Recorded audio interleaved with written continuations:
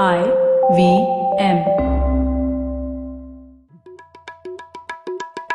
भाई हम हिंदुस्तानियों को बतियाना बड़ा पसंद है। बंगाली में अड्डा, उड़िया में खोट्टी, कन्नड़ा में हरटे और हिंदी में पुलियाबाजी। इस कला के लिए हमारी हर भाषा में एक शब्द है। तो प्रणय और मैं तो अक्सर मिलकर पुलियाबाजी करते ही रहते हैं। हमने सोचा कि आपको भी इसमें शामिल कर लिया जाए।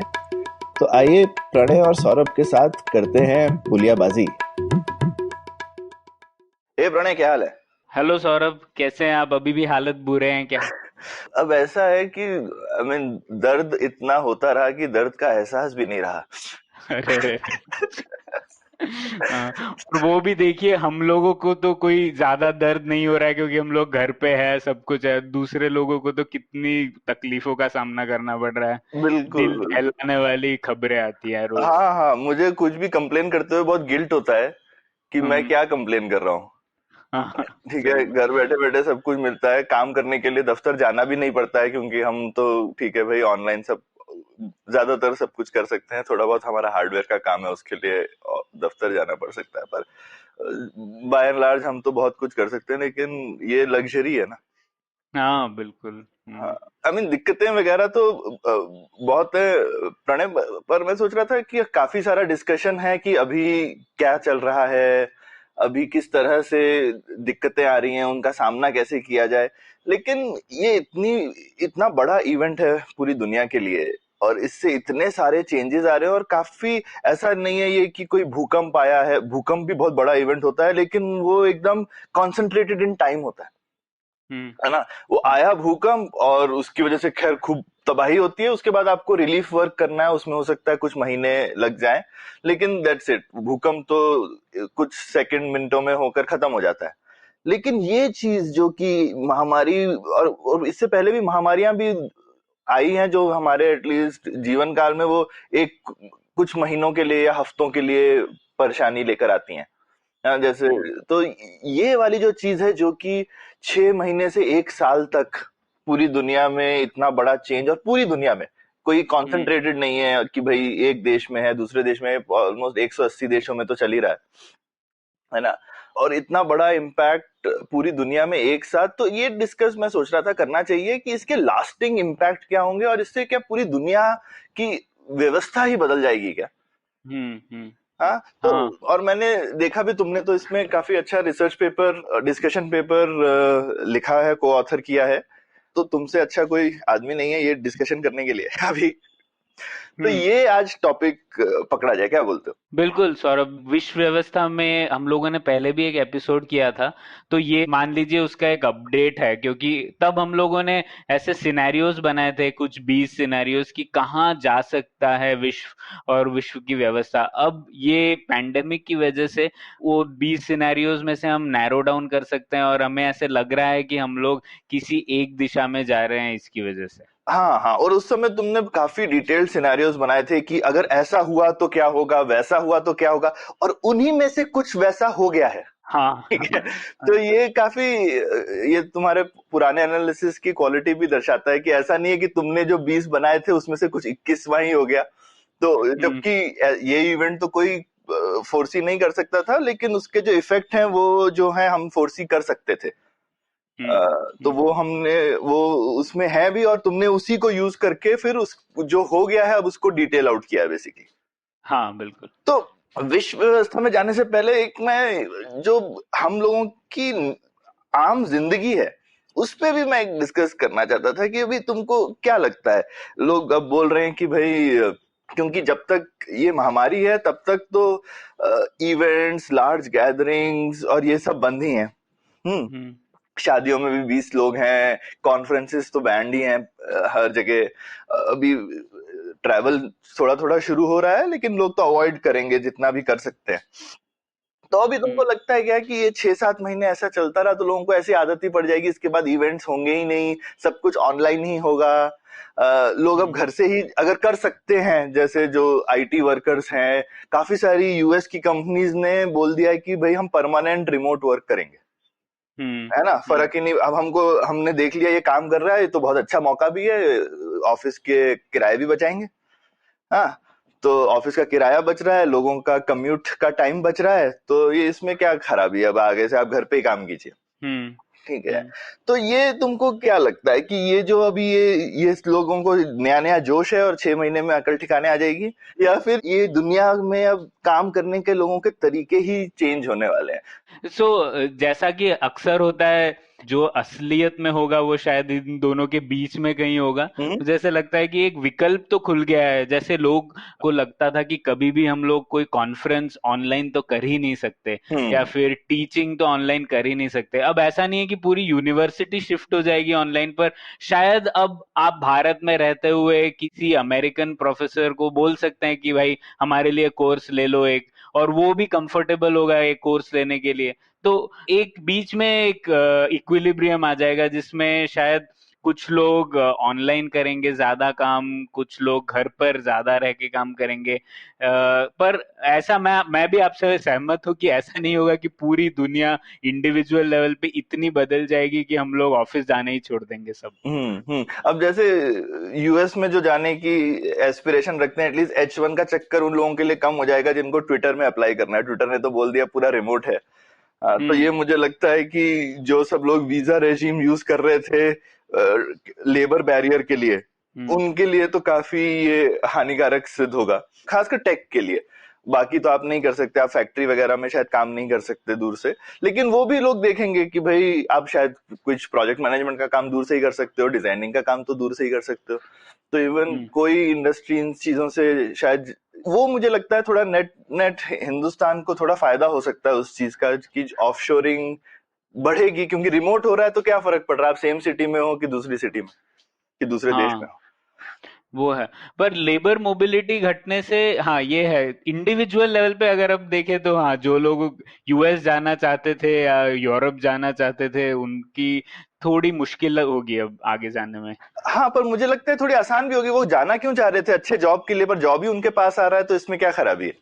नहीं, लोग जॉब के लिए थोड़ी ना जाते हैं सौरभ यूएस में। ऐसा अच्छी नहीं है। लाइफस्टाइल होती है, हाँ अलग दुनिया होती है, क्या भारत में रहना, हाँ ऐसे हाँ। यही सोच के जाते अच्छा, हैं हाँ, लोग। अच्छा अच्छा, वो वाला जो लोग ऐसे हिंदुस्तान से चटे हुए हैं, उन लोगों को यहीं चटे रहना पड़ेगा।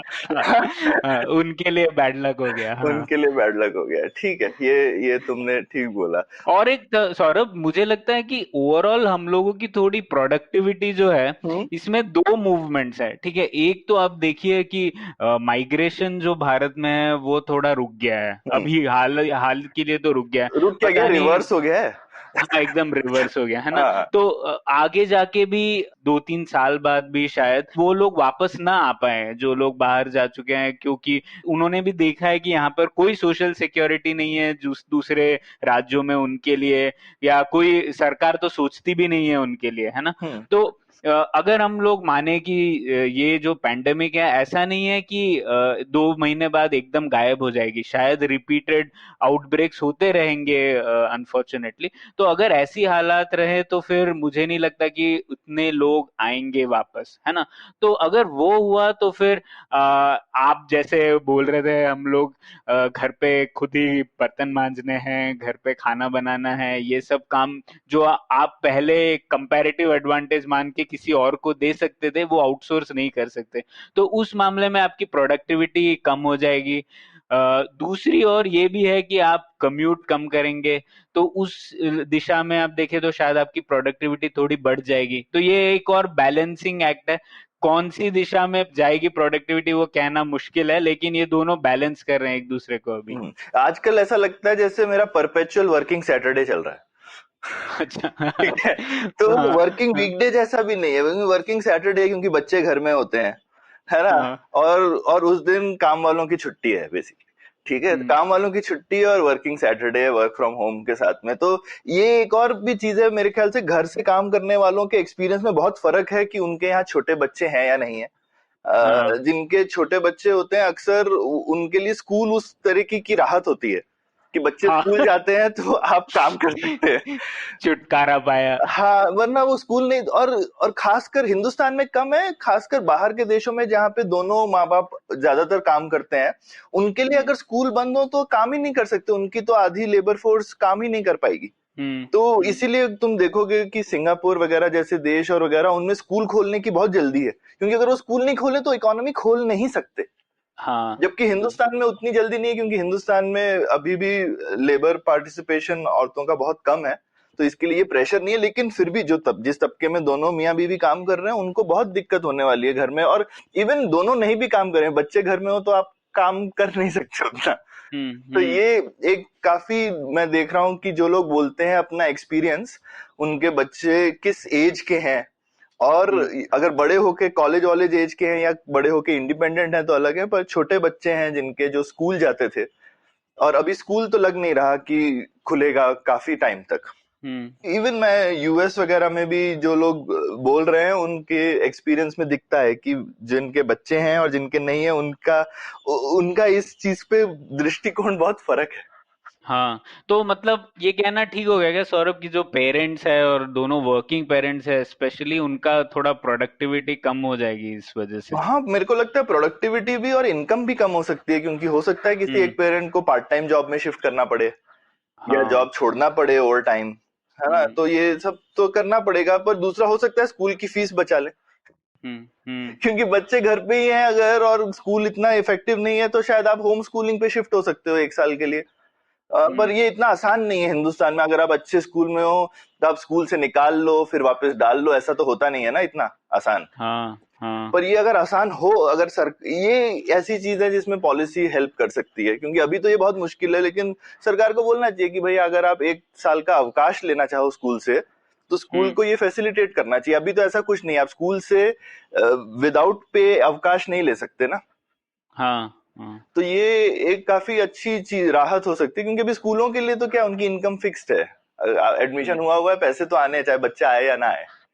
पर स्कूलों पे भी प्रेशर आएगा मेरे हिसाब से, नए एडमिशन्स तो कम हो जाएंगे। जो लोग जाने वाले हैं वो तो एक साल पोस्टपोन करेंगे ही करेंगे, लेकिन जो लोग मिड ईयर में हैं वगैरह उनके लिए बहुत मुश्किल है। तो ये तो इसलिए चेंजेस बहुत आएंगे। मैं भी इसमें दो माइंड में, मुझे पता नहीं कि कितने चेंजेस रहेंगे और कितने जिसको कहते हैं बैक टू नॉर्मल जाएंगे, पर सब कुछ बैक टू नॉर्मल तो नहीं जाएगा। तो जैसा तुमने बोला, शायद रियलिटी कुछ बिटवीन रहेगी, और शायद जो चीज लोग सोचते थे कि ये तो हो नहीं सकता, हो सकता है रिमोट वर्क पूरा नहीं हो, लेकिन रिमोट वर्क को जैसे कुछ लोग सोचते थे कि ये काम ही नहीं करेगा, वो लोग ऐसा नहीं सोचेंगे। हाँ बिल्कुल, वो जो एक एकदम बैरियर था, मेंटल बैरियर, वो तो टूट गया है, तो लोग उसको कंसिडर तो करेंगे। अब एक ऑप्शन, एक विकल्प तो है लोगों के पास। बिल्कुल बिल्कुल। और इवन जैसे तुमने कहा इवेंट्स वगैरह, मुझे लगता है कि कम हो जाएंगे, शायद सिर्फ हाई क्वालिटी होंगे। ये नहीं है कि सब इतना, मतलब इवेंट एक इतनी बड़ी इंडस्ट्री बनी हुई थी, फालतू के इवेंट सेम लोग वहां पे बोल रहे हैं, सेम ही लोग घूम रहे हैं, फ्री का खाना खाने के लिए लोग घूम रहे हैं। तो वो वाला मेरे को लगता है कि माहौल थोड़ा कम होना चाहिए। तो ये हर चीज में कुछ कुछ दिखेगा कि चीजें शायद जो हम क्वेश्चन नहीं करते थे लाइफ में, वो लोग क्वेश्चन तो करने लगेंगे कि ये क्यों कर रहे हैं हम। हाँ, करना ही है तो ऑनलाइन क्यों नहीं कर सकते? हाँ, ऑनलाइन क्यों नहीं कर सकते, करना जरूरी है क्या? तो ये सब सवाल मेरे ख्याल से आएंगे धीरे धीरे। ऐसा नहीं होगा कि लोग भारत में जैसे ट्रैफिक नियम पालन करना शुरू कर देंगे वगैरह, वो सब कुछ नहीं होने वाला है। वो तो बहुत मुश्किल है। वो महात्मा गांधी से भी ऊपर प्रॉब्लम है, मतलब पता नहीं। हाँ। वो ट्रैफिक जैम ऑलरेडी वापस आ गए हैं वैसे काफी जगहों पे। अच्छा, ओके। पर हाँ, लेकिन कुछ चीजें जैसे उल्टी भी मैं देख रहा हूँ। जैसे पहले काफी लोग जो कंसिडर कर रहे थे जैसे कि गाड़ी लेने की क्या जरूरत है, उबर है, ओला है, बस से ट्रेवल करना चाहिए, एनवायरमेंट इम्पैक्ट है, लेकिन अब सेफ्टी लोगों की प्रायोरिटी हो गई। तो काफी लोग बोल रहे हैं नहीं, मेरे को अपनी गाड़ी होनी चाहिए, वरना इंडिपेंडेंस नहीं है, पब्लिक ट्रांसपोर्ट बंद हो गया तो हम क्या करेंगे उसके बाद। तो अपना वाहन होना मेरे ख्याल से लोगों के लिए फिर से जरूरी हो जाएगा। जबकि काफी यंग लोग सोच रहे थे कि वाहन की क्या जरूरत है ना, चाहे 2 व्हीलर हो चाहे 4 व्हीलर हो, लोग सोच रहे थे कि छोड़ो ना, रेंट पे ले लिया और चले गए। पर वो सब अब हमने देखा कि लास्ट 2 महीने में सब कुछ धराशायी हो गया। बिल्कुल, हाँ। ठीक है। तो आई मीन पर्सनल पे ही एक्चुअली आई मीन डिस्कस करने को बहुत कर सकते हैं, लेकिन बड़े बड़े मुद्दों पर आते हैं। तो प्रणय, बड़ा मुद्दा जो है कि इस महामारी से पूरी दुनिया की व्यवस्था कैसे चेंज होगी, इसमें एक सवाल जो नेचुरल आता है कि ऐसा पहले हुआ है क्या कभी, मतलब महामारी होना या इस तरीके का बिग इवेंट होना कोई नई बात तो नहीं है।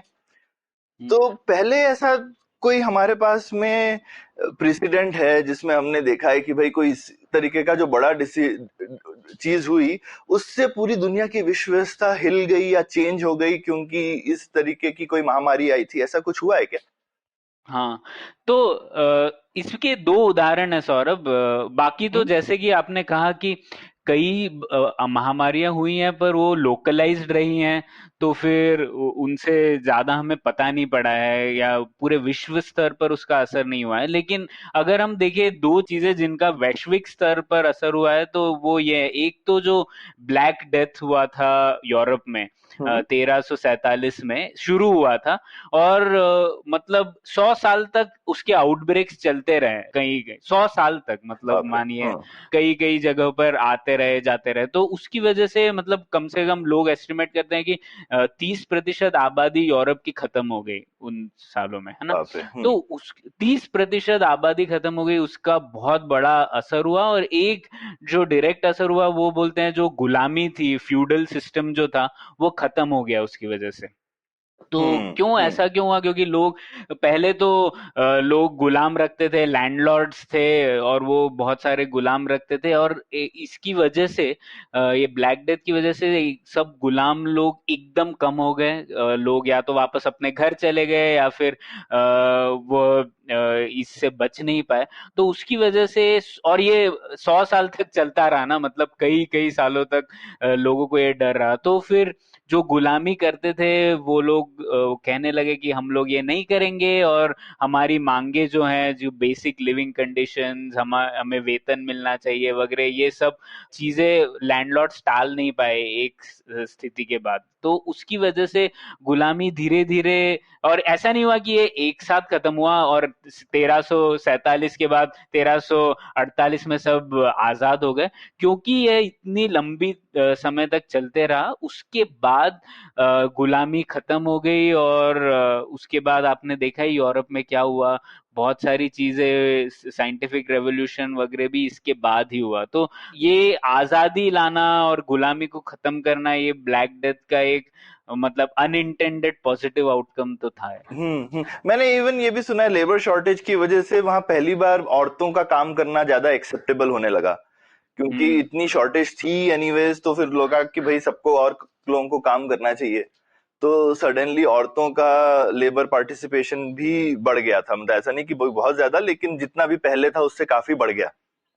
हाँ, तो ये तो हाँ, ये और ये बहुत मतलब मैं तो काफी थीसिस ये भी पढ़े हैं कि ये जो है ये ही वो बड़ा इवेंट था जिसने यूरोप और बाकी दुनिया की डेस्टिनी काफी अलग कर दी। अगर आप देखो तो सारा कॉलोनाइजेशन, साइंटिफिक रेवोल्यूशन, रेनेसांस, जितना कुछ भी है वो आई मीन 1400s में शुरू होता है, और उसके पीछे इतना बड़ा सोशल अपहीवल है ब्लैक डेथ का।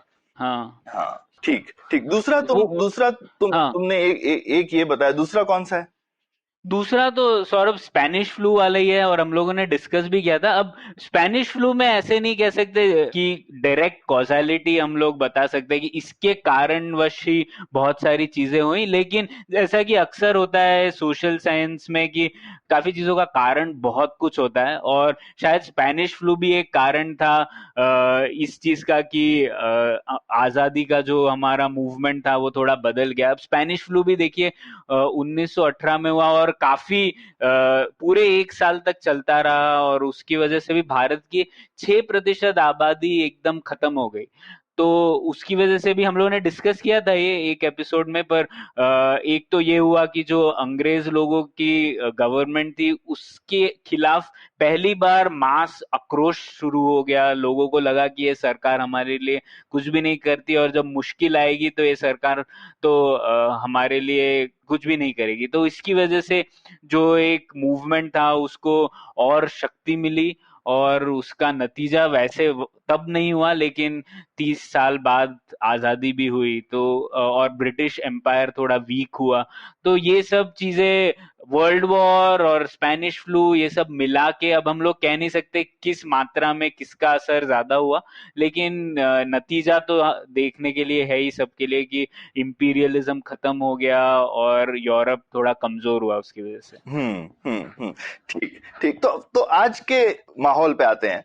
तो जो पुरानी वाली जो आपकी स्टडी थी उससे शुरू करते हैं। तो वहां पे मे बी तुम जो है वो एक दो तीन मेन सिनेरियोज फिर से मे बी रिकैप करते हैं, ताकि फिर हम देख सकते हैं कि अच्छा ये दो तीन जो थे मेजर थे और उसमें से अब हम यहाँ आ गए।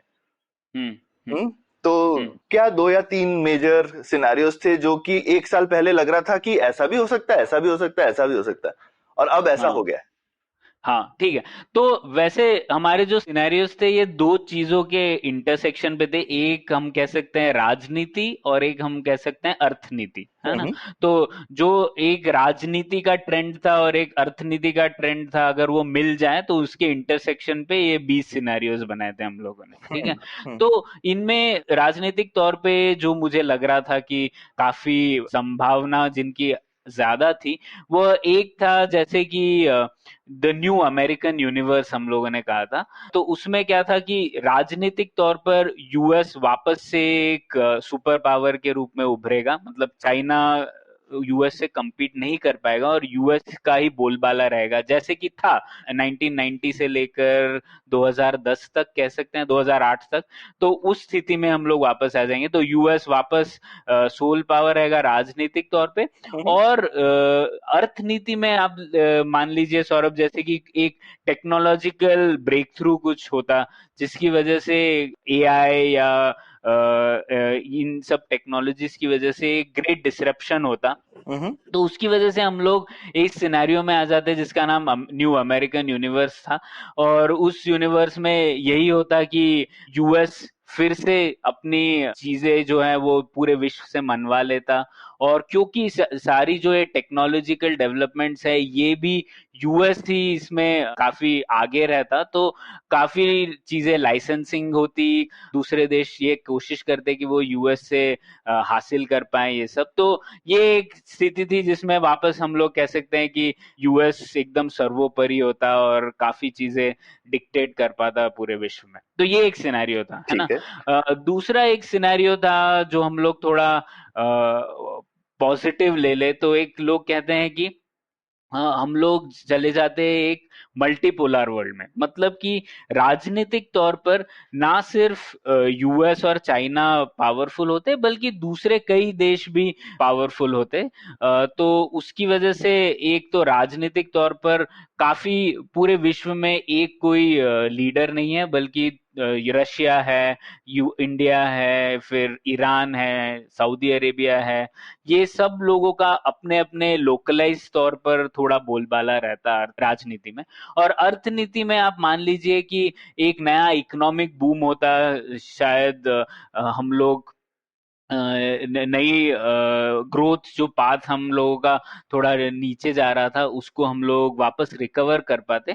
तो ये एक अर्थनीति थोड़ी न्यू इकोनॉमिक बूम की तरफ होती और राजनीति मल्टीपोलर वर्ल्ड की तरफ होती। तो उस सिनेरियो को हम लोगों ने कहा था द दिल्ली ड्रीम। ये भारत के कई लोग कहते हैं कि ये हमारे लिए सबसे बेहतर होता, क्योंकि हम ना तो अमेरिका के साथ जाना चाहते हैं, ना चाइना के साथ, ना रशिया के साथ, हम लोग खुद एक विश्व पावर की तरह उभरेंगे। और सबसे जरूरी कंडीशन है उसके लिए कि हम लोग की खुद की ग्रोथ 10-15 साल तक वापस रिकवर हो पाती और 8-10% होती, तो हम लोग खुद हो पाते। तो इस विश्व में आप देखेंगे कि यूएन और एक ही विश्व संगठन जो ट्रेड नेगोशिएट करे, एक ही विश्व संगठन जो राजनीति नेगोशिएट करे, वो सब टूट जाता और अलग अलग देशों के लोकलाइज स्फीयर में अपने अपने संस्थान होते हैं। तो ये एक दिल्ली ड्रीम था। तो ये दोनों तो थोड़े पॉजिटिव थे, लेकिन ये तो हो रहा नहीं है जैसा कि आप देख रहे हैं। तो हम लोग जिस स्थिति में जा रहे हैं उसको हम लोग कहते हैं रेस टू द बॉटम, पाताल की होड़। हाँ पाताल लोक ये पाताल की होड़ है। हाँ पाताल की होड़। तो इसमें क्या हो रहा है, हाँ तो हम लोग देखते हैं राजनीति में क्या हो रहा है। तो राजनीतिक तौर पर इस पैंडेमिक की वजह से ऐसा नहीं है कि कुछ बहुत अलग हो रहा है, पर जो पहले से हो रहा था उसको इस पैंडेमिक ने थोड़ा एक्सेलरेट कर लिया है। हाँ, तो जैसे कि आप देखेंगे कि यूएस काफी आगे था चाइना से, लेकिन यूएस और चाइना के बीच में एक ये प्रतिस्पर्धा चल रही थी कुछ टाइम से। तो आप अब देखेंगे कि यूएस का भी पावर कम हो गया है और चाइना की भी शक्ति थोड़ी कम होगी इस वजह से। चाइना की शक्ति कम इसलिए होगी क्योंकि उनकी जो एक्सेस कैपेसिटी थी उसको डिप्लॉय करना था कई दूसरे राष्ट्रों में, और अब दूसरे राष्ट्रों की हालत बुरी हो गई है। तो ये इन्वेस्टमेंट करना और इन्वेस्टमेंट से वापस प्रॉफिट कमाना थोड़ा और मुश्किल हो गया है। और एक्सपोर्ट करते थे चाइना के लोग, काफी उनकी एक्सपोर्ट बेस्ड इकोनॉमी थी, अब वो भी लोग चाइना को एक अलग दृष्टिकोण से देखने लगे हैं, तो उसकी वजह से उनकी शक्ति कम हो गई है।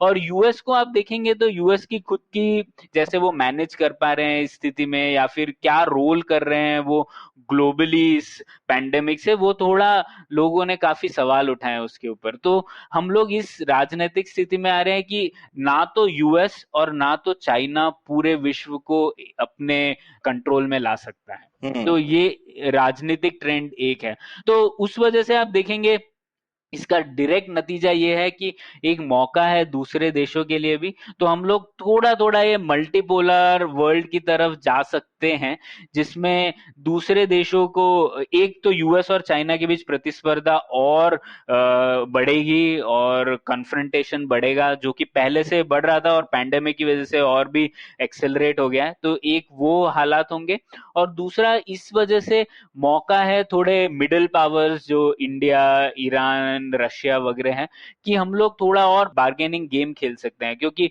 ना तो यूएस इतना शक्तिशाली है ना चाइना इतना शक्तिशाली होगा इस विश्व में। तो जो दूसरे देश हैं जो मिडिल पावर्स हैं वो थोड़ा बार्गेनिंग कर सकते हैं। जैसे कि आप मान लीजिए चाइना को इन्वेस्ट करना है दूसरे देशों में, और अब तो इन्वेस्टमेंट अपॉर्चुनिटीज वो लोग नहीं करना चाहेंगे, जैसे पाकिस्तान में या फिर सेंट्रल एशिया में, जहां पे इन्वेस्टमेंट के रिटर्न्स लेना और भी रिस्की हो गया। तो वो लोग चाहते हैं बड़े मार्केट में इन्वेस्ट करें जहां पे थोड़ा बहुत तो फायदा हो। तो इंडिया और बार्गेन कर सकता है चाइना के रिस्पेक्ट में इस स्थिति में। और तीसरा हम लोग देखिए जो स्मॉल पावर्स है, सबसे छोटे पावर्स, उनकी हालत तो थोड़ी और बुरी हो गई है। वो लोग यूएस और चाइना, जो भी देश उन्हें बेटर डील दे सके, बेटर इन्वेस्टमेंट दे सके, उनके साथ जाना पसंद करेंगे। उनके विकल्प थोड़े और कम हो गए हैं इस वजह से। तो बेसिकली सब लोग बेसिकली नीचे गिर रहे हैं। तो पहला जो हमारे ऑप्टिमिस्टिक ये थे उसमें तो ये था कि भाई सब ऊपर जाएंगे, लेकिन कौन ज्यादा ऊपर जा सकता है। लेकिन अब है कि सब गिर रहे हैं, लेकिन ये है कि अब सब अलग मात्रा में गिरेंगे। तो फाइनली बैलेंस ऑफ पावर है वो इंपॉर्टेंट है। आपका एब्सोल्यूट पावर से ज्यादा रिलेटिव पावर है जो कि ज्यादा काउंट करता है कि विश्व व्यवस्था कैसी होने वाली है। तो अब जो तुम्हारा एनालिसिस है वो ये बोल रहा है कि ऊपर जाना तो एनीवे सबका खत्म हो गया है, क्योंकि अब तो पूरी ग्लोबल सबकी इकोनॉमी श्रिंक ही करेगी और सबकी अपॉर्चुनिटीज भी कम हो रही हैं। लेकिन गिरने में पहली चीज जो तुम मेरे ख्याल से देख रहे हो कि गिरावट में अभी जो स्ट्रेंथ है इकोनॉमीज और सिस्टम्स का, वो ये दिखा रहा है कि यूएस शायद बाकी लोगों से तो कम गिरेगा।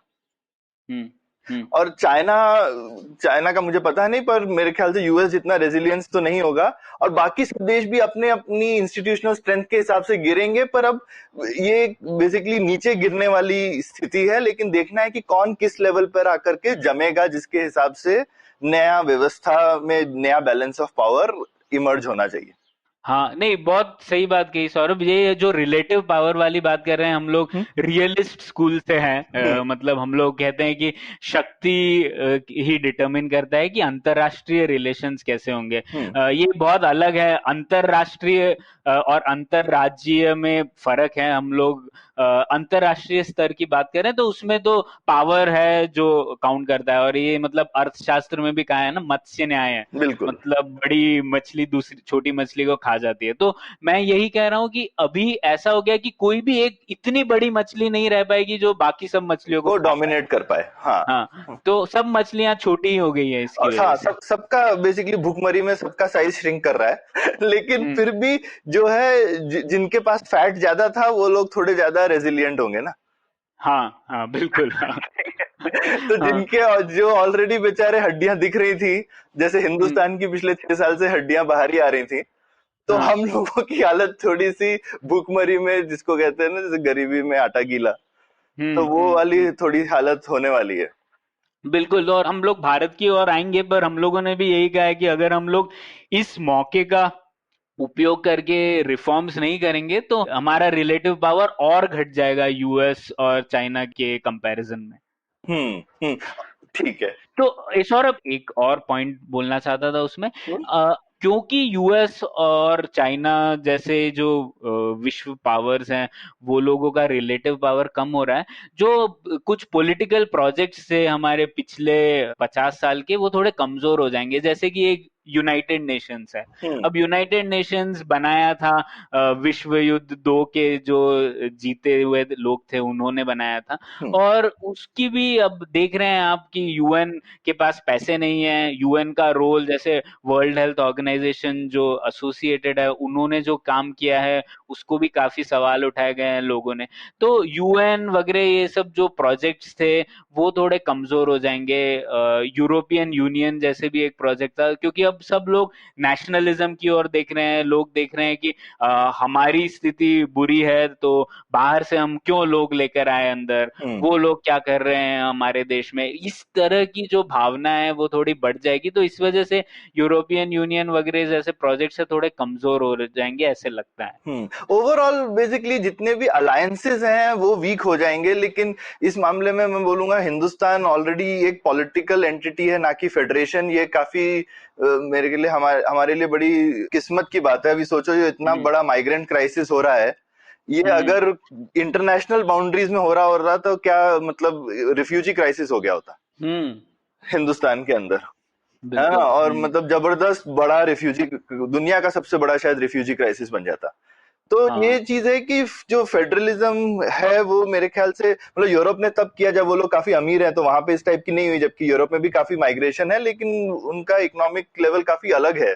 तो ये इस मामले में बोलूंगा हिंदुस्तान काफी लकी है कि हम लोगों ने एक पॉलिटिकल एंटिटी बड़ी सी अचीव करके रखी हुई है। और देश में इनफैक्ट ये चीज मेरे को अच्छी लगी कि मतलब माइग्रेंट क्राइसिस तो एकदम काफी दुखनीय है, लेकिन उसकी वजह से तू मैं लेकिन कम हो रही है। दिख रहा है कि ठीक है, या तो ध्यान नहीं दे रहे हैं, या फिर सुनने में आया लोगों से, ये नहीं सुनने में आया ये बाहर के लोग क्यों है, ये है। जितना भी एटलीस्ट लोगों ने अपनी तरफ से थोड़ी बहुत कोशिश करी है, जो एंटी माइग्रेंट सेंटिमेंट था पहले, वो कम हुआ है, ना कि बढ़ा है। हाँ, अभी के लिए तो मैं सहमत हूँ आपसे। हाँ, है ना? तो कम अभी के हुआ। लिए एंटी माइग्रेंट सेंटिमेंट कम हुआ है। और ओवरऑल हिंदुस्तान में मेरे को लगता है कि ये एक एक छोटा सा हमारे लिए पॉजिटिव चीज थी कि हमारे पास में ये पॉलिटिकल, और तो वो पूरी दुनिया में ही दिख रहा है। जितने भी अलायंसेज हैं बेसिकली, जब अभी एकदम जैसे आप बोला सब नीचे गिर रहे हैं, तो पहले लोग देख रहे हैं कि भैया पहले अपना पैराशूट देख लें, दूसरे हाँ को हाँ बचाने की जगह। हाँ हाँ। तो ऐसे एक और प्रोजेक्ट है आसियान, सौरभ, जो हम्म। साउथ ईस्ट एशिया में है। और आसियान भी देखेंगे आप, पहले से ही वो एक वापस एक बहुत ही कमजोर सा गुट था एक। हम्म। सब लोग सोच रहे थे कि हम लोग कंबाइन करेंगे तो हम लोग चाइना को रेजिस्ट कर पाएंगे, लेकिन आप देखेंगे कि आसियान भी कमजोर हो जाएगा, और कुछ देश आसियान के चाइना के साथ चले जाएंगे, या कुछ लोग यूएस के साथ, और इंडोनेशिया जैसे बड़े देश शायद दोनों से दूर रहना चाहेंगे। लेकिन ये हो जाएगा, और यूरोपियन यूनियन, आसियान जैसे जो वीकली अलाइंड पॉलिटिकल प्रोजेक्ट्स है थे, वो हम्म। थोड़े कमजोर हो जाएंगे इस वजह से। ये इंटरेस्टिंग ट्रेंड इमर्ज हो रहा है। ठीक है, ये इसका हिंदुस्तान क्या करेगा, ये इस पे तो हम आएंगे बाद में। तो इकोनॉमिक ट्रेंड्स क्या, और पूरी दुनिया के अभी थोड़े इकोनॉमिक ट्रेंड्स पे आते हैं। तो क्या दिख रहा है ये शॉर्ट टर्म में? तो मेरे को हंसी आती है जब कुछ लोग खासकर हिंदुस्तान के लिए बोलते हैं नहीं नहीं हमारा ग्रोथ शायद 1% मैंने कहा 1%? भाई मतलब इकोनॉमी जो है काम करनी बंद कर दी है। ये -5 होने वाला है कि -10 होने वाला है, इसके बीच में कुछ बात करो। ये 1-2 वाली क्या ख्याली पुलाव पका रहे हो इधर उधर? तो, हाँ हाँ तो पूरी जगह बिल्कुल। इकोनॉमी तो जबरदस्त श्रिंक हो रही है। हम्म। जापान में already I think last month का -5% था। हमारे यहाँ मंथली नंबर तो नहीं रिलीज करते हैं, लेकिन अभी हम्म। क्वार्टर का नंबर आएगा तो पता चल जाएगा। कि क्या हो रहा है, क्योंकि और बड़ी बड़ी चीजों में दिख ही रहा है, तेल की खपत कम हो गई है, कोई जा नहीं रहा तो तेल कहाँ से बिकेगा। इलेक्ट्रिसिटी का नंबर्स तो अवेलेबल है कि इलेक्ट्रिसिटी कंजम्पशन कितना कम हो गया, तो काफी सारे नंबर्स ऑलरेडी अवेलेबल ही हैं कि कैसे हो रहा है। तो लेकिन ठीक है, मेरी नजर तो हिंदुस्तान पे ज्यादा रहती है, पर पूरी दुनिया में तुम लोगों ने क्या ट्रेंड देख रहे हो? तो सौरभ, यहाँ मुझे लगता है अर्थनीति में काफी बदलाव आएंगे कोविड-19 की वजह से। तो राजनीतिक ट्रेंड में मैंने बोला था कि जो पहले से चल रहा था यूएस चाइना की प्रतिस्पर्धा, वो और एक्सेलरेट हो गई है ना। पर अर्थनीति में मुझे लगता है कि उस टाइप का चेंज हुआ है। जब हम लोग पर्सनल चीजें डिस्कस कर रहे थे, हम लोग ये कह रहे थे ना कि जो पहले नहीं हो सकता था वह अब संभव हो गया है। लोगों को एक मेंटल बैरियर था कि नहीं हो सकता, तो वैसे अर्थनीति में हो रहा है। तो इनमें कुछ ट्रेंड्स देखते हैं। हाँ, तो एक तो सबसे पहली बात है रिसेशन है शॉर्ट टर्म में।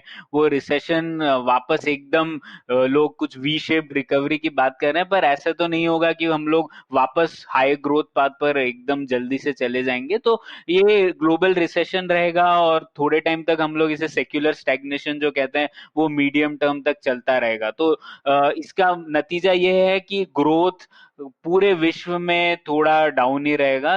वापस हम लोग जल्दी से 9% 10% ग्रोथ पे नहीं जा सकते। ठीक जैसा है, जिसको लोग बोलते हैं एल शेप टाइप होने की संभावना है। हाँ, L shape, U shape, V हाँ शेप। हाँ, तो यू ये सब यू भी हो सकता है कि मतलब नीचे गए और काफी समय तक नीचे रहेंगे और उसके बाद में वीक रिकवरी टाइप हो सकती है।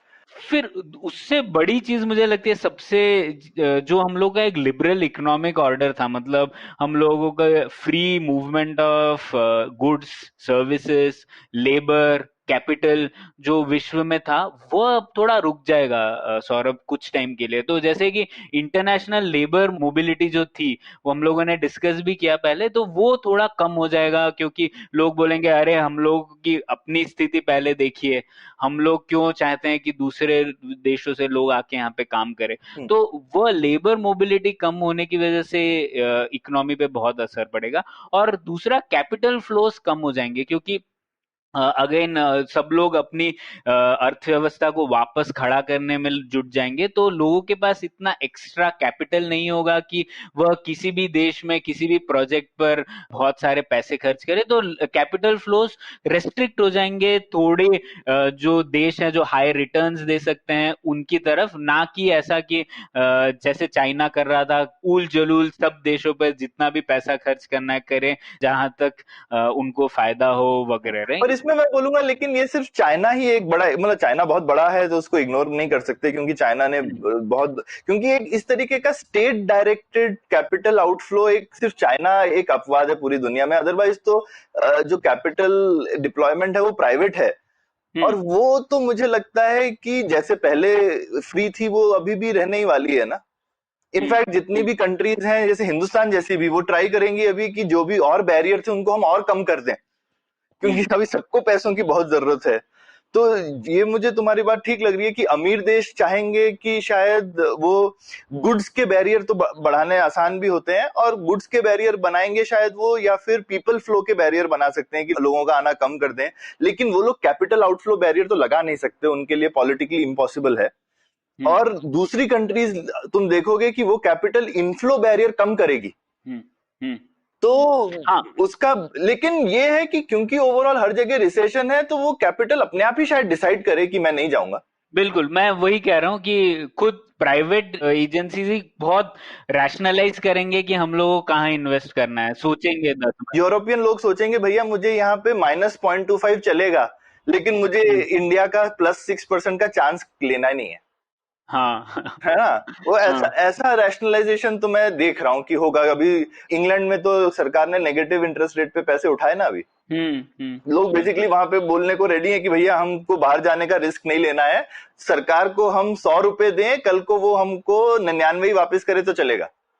हाँ, वही। ठीक है। तो हाँ, तो ये तो ठीक बात है तुम्हारी। ओके, और क्या दिख रहा है तुमको? सर, सबसे मुझे लगता है एक, और ये आपकी भी राय लेना चाहूंगा इसमें, एक तो है कि ये सप्लाई चेन्स जो है वह थोड़ा उसमें बहुत बदलाव आने वाला है, क्योंकि जो सप्लाई चेन्स थे पहले, अभी तक हम लोगों ने देखा एक कंपैरेटिव एडवांटेज मतलब की ओर हम लोग बढ़ रहे थे, है ना? क्योंकि तो अगर मैं सेम फोन 10 रुपए में बना सकता हूँ जबकि दूसरा देश 12 रुपए में बना सकता है, तो सब लोग इसी एक देश से जो 10 रुपए में बना सकता था वहीं पर मैन्युफैक्चरिंग शुरू कर दिया था फोन का, सब पूरे कंपनीज ने विश्व की, है ना? ऐसा हो गया था। तो ये कंपैरेटिव एडवांटेज का जो बोलबाला था वो शायद थोड़ा कम हो जाएगा इस हालात में, क्योंकि स्पेशली चाइना को लोग अब अलग दृष्टिकोण से देख रहे हैं, और जबकि हम लोगों को पता है कि शायद ये आउटब्रेक फिर से आ सकता है, तो इसकी वजह से कई कंपनियां चाहेंगी कि एक थोड़ा रिडंडेंसी हो। इसका मतलब ये कि हम लोग एक कंपनी सिर्फ एक ही ज्योग्राफिक एरिया से प्रोड्यूस नहीं करना चाहेगी, वो चाहेगी कि चाइना में भी हो लेकिन दूसरे किसी देशों में भी उनका मैन्युफैक्चरिंग सेटअप हो। तो ये एक बड़ा चेंज मुझे लग रहा है। और नेशनल तौर पर अगर आप देखें तो कई राष्ट्र ये अपनी जो पिछले जमाने में हम लोग ये इंडस्ट्रियल पॉलिसी रेजिम यूज करते थे ना, टैरिफ रेजिम और ट्रेड रेस्ट्रिक्ट करना, ये सब वापस आ जाएगा। अब भारत में ही देखें, हम बात कर रहे हैं आत्मनिर्भर भारत की। क्या मतलब है इस आत्मनिर्भरता का? आत्मनिर्भरता नागरिकों की अलग होती है और आत्मनिर्भरता देश के स्तर पर अलग होती है। अगर हम लोग देश के स्तर पर आत्मनिर्भरता अचीव करने के लिए टैरिफ रेजिम करें, इंपोर्ट मुश्किल कर दे, या फिर कहे कि अरे तुम अगर हमारे यहाँ पे देश में मैन्युफैक्चर करना चाहते हो तो कुछ ऑफसेट करो वो इन्वेस्टमेंट हमारे देश के अंदर ही, मेक इन इंडिया करो, ये सब चीजें शायद और ज्यादा हो जाएगी। तो जिसे हम लोग ये इकोनॉमिक नेशनलिज्म जो कहते हैं वह शायद बढ़ जाएगा। आपको क्या लगता है इसमें?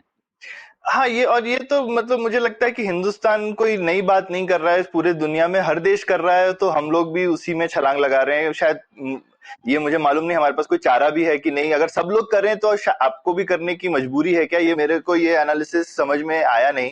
तो तुमको क्या लगता है, अगर सारे देश कर रहे हो तो आपको जबरदस्ती उस गुट में शामिल होना पड़ता है, या आप एक्चुअली काउंटर साइक्लिकल स्ट्रेटेजी लगा करके उनको आउट कम्पीट कर सकते हो?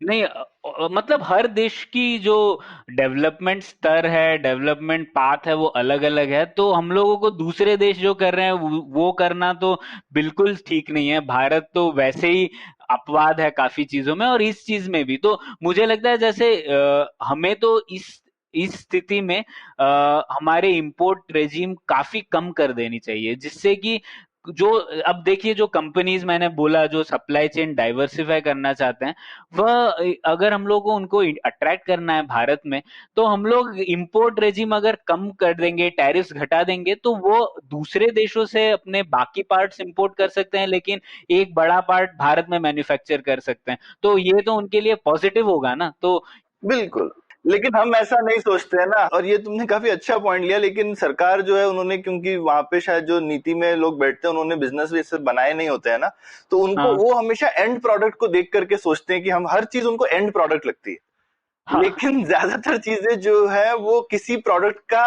एक पार्ट होती है। तो वो चीज उनको समझ में नहीं आती। आप अगर हर चीज को एंड प्रोडक्ट लेकर के आप देखते रहो कि नहीं मुझे हिंदुस्तान में बनाना है, मैं बाहर से नहीं लाऊंगा, और बाहर से जो चीज, सब कुछ तो आप नहीं बना सकते। और कोई देश नहीं कर सकता। तो आप अगर जितना भी आप बैरियर बनाते हो, बढ़ाते हो किसी भी चीज के लिए, आप देखोगे उससे फिर उसके जो डाउनस्ट्रीम जो बाकी चीजें बन रही होती हैं उस पर इम्पैक्ट पड़ता ही पड़ता है। तो ये तो आई मीन ये तो बिल्कुल है ही। लेकिन ये हमेशा सच नहीं है, मुझे लगता है इसको काफी बारीकी से सोचना चाहिए। मतलब हिंदुस्तान में ऑटोमोटिव सेक्टर है एक सक्सेसफुल एग्जांपल अच्छी टैरिफ पॉलिसी का, लेकिन बाकी जगहों पे हम अनसक्सेसफुल रहे हैं। तो शायद हमारे पास कैपेसिटी भी इतनी नहीं है। एक जगह पे शायद हम लकी हो गए हैं फॉर वेरियस रीजंस, लेकिन बाकी जगहों पे हमको ये काफी मेरे को लगता है गूढ़ विषय, और ये काफी इंटरकनेक्टेड है। बड़ा मुश्किल होता है डिसाइड करना कि जैसे लॉकडाउन में हुआ ना, आप पहले बोलते हो सब सारी एसेंशियल चीजें सिर्फ अलाउड है, अब एसेंशियल क्या है ये हर 2 दिन में बदलता रहेगा। तो उसी तरह इंपोर्ट वाला चक्कर भी वैसे ही। अगर आप बेसिकली ऐसे डिसाइड करते रहो, नहीं इसका 10%, इसका 15%, नहीं इसको 15 नहीं इसको मैं 12 करूंगा, नहीं इसको 15 नहीं इसको 17 करूंगा, तो ये जाल एक बार शुरू हो गया ना तो ये बड़ी गड़बड़ है। तो ये हमने एक बहुत बड़ा जो डिसीजन 97 में लिया था, जहां पे सारी इंपोर्ट्स घटा दी गई थी और अभी ज्यादातर चीजें सब 10% के करीब पर हैं। वैसे वैसा अगर बढ़ा, मेरे को लगता है सब कुछ 5% 7% पे कर दिया जाए तो कोई खराबी नहीं है, पर मुझे लगता हाँ नहीं ऐसा होगा।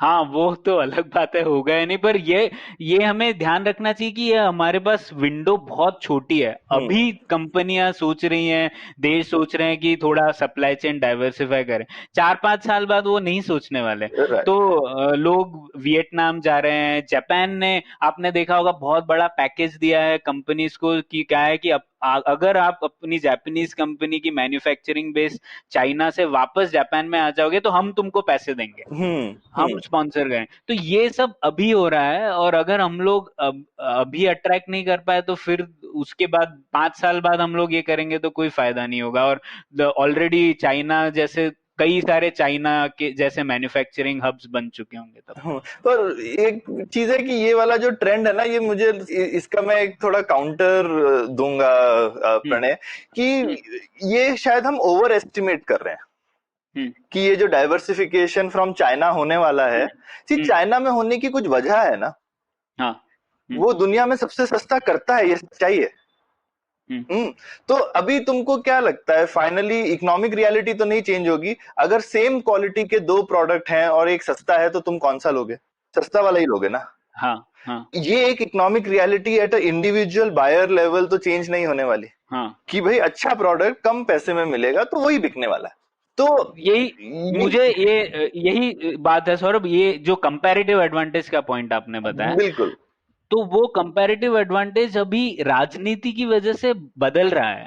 हाँ, लेकिन लेकिन लेकिन मैं ये बोलता हूँ कि देशों के पास में कितना पावर है इकोनॉमिक, सी देशों के पास में काफी पावर होता है, ऐसा नहीं कि हम्म नहीं होता है, हम्म लेकिन वो पावर वो कितना लगा सकते हैं कि पूरी अर्थव्यवस्था चेंज कर दे। कुछ चीजें जो होती हैं वो किसी देश के हाथ में भी नहीं होती हैं।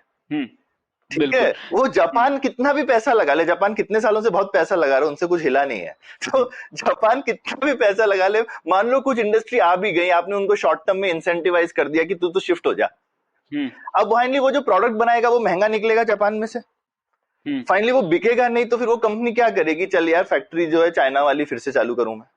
या हाँ फिर चाइनीज जो प्रोडक्ट्स हैं, अब तो चाइना वाले लोग सिर्फ कंपोनेंट नहीं बेचते, वो लोग compete भी कर रहे हैं एंड प्रोडक्ट। हम्म हाँ, तो वो जो एंड प्रोडक्ट है चाइना वाले, वो फिर क्या विन करने लगेंगे। और ये चीज जो है ये कॉम्प्लिकेट से कॉम्प्लिकेट होती जाती है। फिर जापान बोलेगा नहीं नहीं, ये तो एंड प्रोडक्ट जो है वो चाइना वाला compete कर रहा है, तो अब मैं उस पर टैरिफ लगा दूंगा, हम्म ठीक है, उसको रोकने के लिए। हम्म ठीक है, अब वो करके आप क्या कर रहे हो, बेसिकली आप अपनी कंट्री के ऊपर टैक्स लगा रहे हो ना, आप अपने नागरिकों से बोल रहे हो तुम महंगा खरीदो। हम्म हाँ, तो सो हाँ हाँ तो तुम महंगा खरीदो, जबकि बाकी देश वो चीज सस्ती खरीद सकते हैं, लेकिन तुम महंगा खरीदो क्योंकि तुम जापानी हो। हाँ। तो ये तो क्या फायदा हो रहा है? सौरभ वही देखिए, इंटरनेशनल रिलेशंस तो नैरेटिव्स पे चलता है ना, हम्म। मतलब कि जो कहानी है जो लोग मानते हैं उसकी बेसिस पर काफी चेंजेस हो सकते हैं। तो हाँ। इस मामले में भी ऐसे ही हो रहा है कि यूएस ने देखिए काफी सेकेंडरी सैंक्शंस लगा दिए हैं चाइना से बनाए हुए मैन्युफैक्चर्ड प्रोडक्ट्स पर। अभी कोविड-19 के चलते ही आपने देखा होगा सेमीकंडक्टर इंडस्ट्री में काफी बदलाव आया है।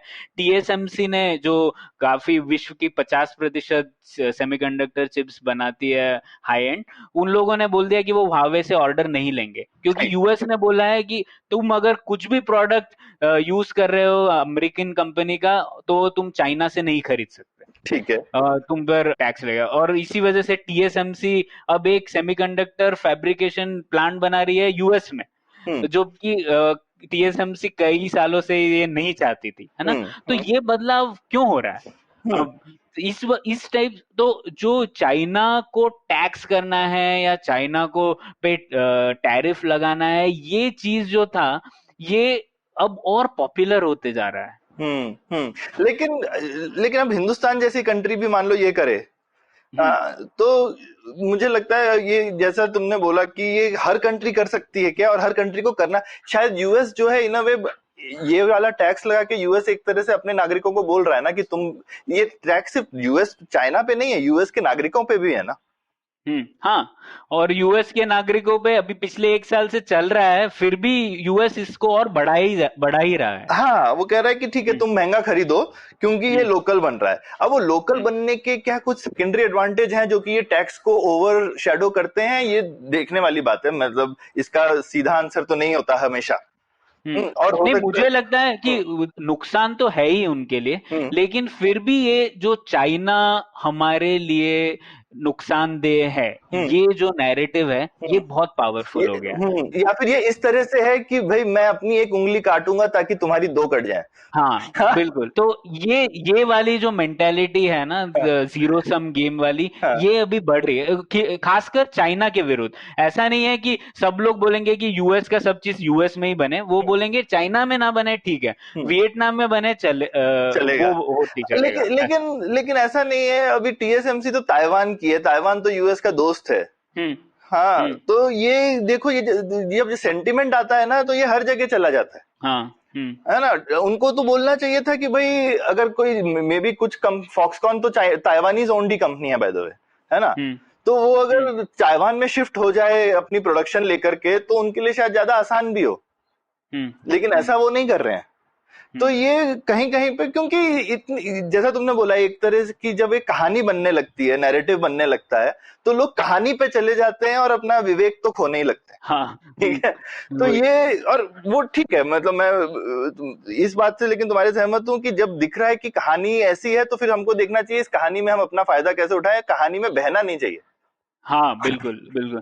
पर ये कहानी और पावरफुल हो रही है, और इसका एक, सौरभ, काफी मैक्रो इकोनॉमिस्ट ने एक टर्म दिया है, गेटेड ग्लोबलाइजेशन। अच्छा। मतलब इसका अर्थ क्या है कि काफी ब्लॉक्स हो जाएंगे इकोनॉमिक, ट्रेड और गुड सर्विसेज मूवमेंट्स के लिए। तो इन ब्लॉक्स के अंदर वैश्वीकरण वैसे ही रहेगा जैसे पहले था। तो जैसे एक यूएस का ब्लॉक होगा जिसमें काफी कुछ ट्रेड चलता रहेगा, एक चाइना वाला ब्लॉक होगा जिसमें काफी कुछ ट्रेड चलता रहेगा, और कई देशों का, जो मैंने पहले कहा था कि दूसरे देशों का भी अभी शक्ति बढ़ सकती है रिलेटिवली, तो उन लोगों का भी एक लूज फेडरेशन हो सकता है जिसमें ये सब मतलब इकोनॉमिक यूनिट जिसमें ये सब ट्रेड बढ़े। लेकिन इन तीनों ब्लॉक्स के अक्रॉस जो ग्लोबलाइजेशन होता था वो थोड़ा कम हो जाएगा। तो ठीक है, पर मुझे लगता है कि ये कितना देर चलेगा, मेरे को इस चीज पे थोड़ा सा डाउट है, क्योंकि दुनिया हम्म, इतनी ज्यादा इंटरकनेक्टेड है ना कि हम्म, वो डिसएंटेंगलमेंट करना बहुत, मतलब यूएस अपनी छोटी उंगली काटेगा, पूरा हाथ तो नहीं काटेगा ना। हाँ, हाँ, हाँ, है हाँ, ना। और वो है। तो यूएस के पास में खैर ये एक एडवांटेज है कि पिछले काफी साल से वहां जबरदस्त बूम ही चल रहा था, तो उनके पास में, जिसको कहना चाहिए, थोड़ी पतला होने की शक्ति ज्यादा है, और वो सोच रहे हैं कि भाई अगर मैं दूसरे देश को और चाइना थोड़ा ज्यादा लेवरेज्ड है, उसने बहुत ज्यादा इन्वेस्टमेंट फालतू की जगहों पे करके रखी हुई थी, तो हाँ, जो कि हाँ, उनके ऊपर काफी स्ट्रेस आने वाला है नियर टर्म में। तो ये शायद यूएस इस चीज का काफी फायदा उठाएगा मेरे हिसाब से, चाइना के अगेंस्ट में उनकी सिचुएशन एक्चुअली काफी ज्यादा स्ट्रांग है। तो हाँ। तो ठीक है, तो ये जो ये बाकी देशों का, आई मीन यूएस और चाइना अपने फायदे नुकसान के लिए जो भी करें, इसमें हिंदुस्तान को क्या करना चाहिए? हम अपने मुद्दे पर आते हैं ना। हाँ, हाँ। तो उससे पहले, सौरभ, जो यही मैं जो इकोनॉमिक आर्किटेक्चर थोड़ा और समझा देता हूँ। तो हम्म, इसमें हम लोग जो कह रहे थे, ये काफी सारा एक गेटेड ग्लोबलाइजेशन जैसा होगा। तो उसमें जो यूएस वाला इकोनॉमिक ब्लॉक है, हम्म, उसमें यूएस का क्या फायदा है? यूएस कह सकता है कि वह लेंडर ऑफ लास्ट रिजॉर्ट बन सकता है, या फिर यूएस कह सकता है कि हम लोग तो कंज्यूमरिस्ट इकोनॉमी है ही, तो आप हमारे देश में जो भी ट्रेड डेफिसिट हम लोग रन करेंगे, आप जो भी गुड्स भेजना चाहते हो वो कर सकते हो। हम्म, तो ये सब चीजें यूएस के स्ट्रेंथ है, और वो अपने इकोनॉमिक वेब में ये चीजों का उपयोग करेगा।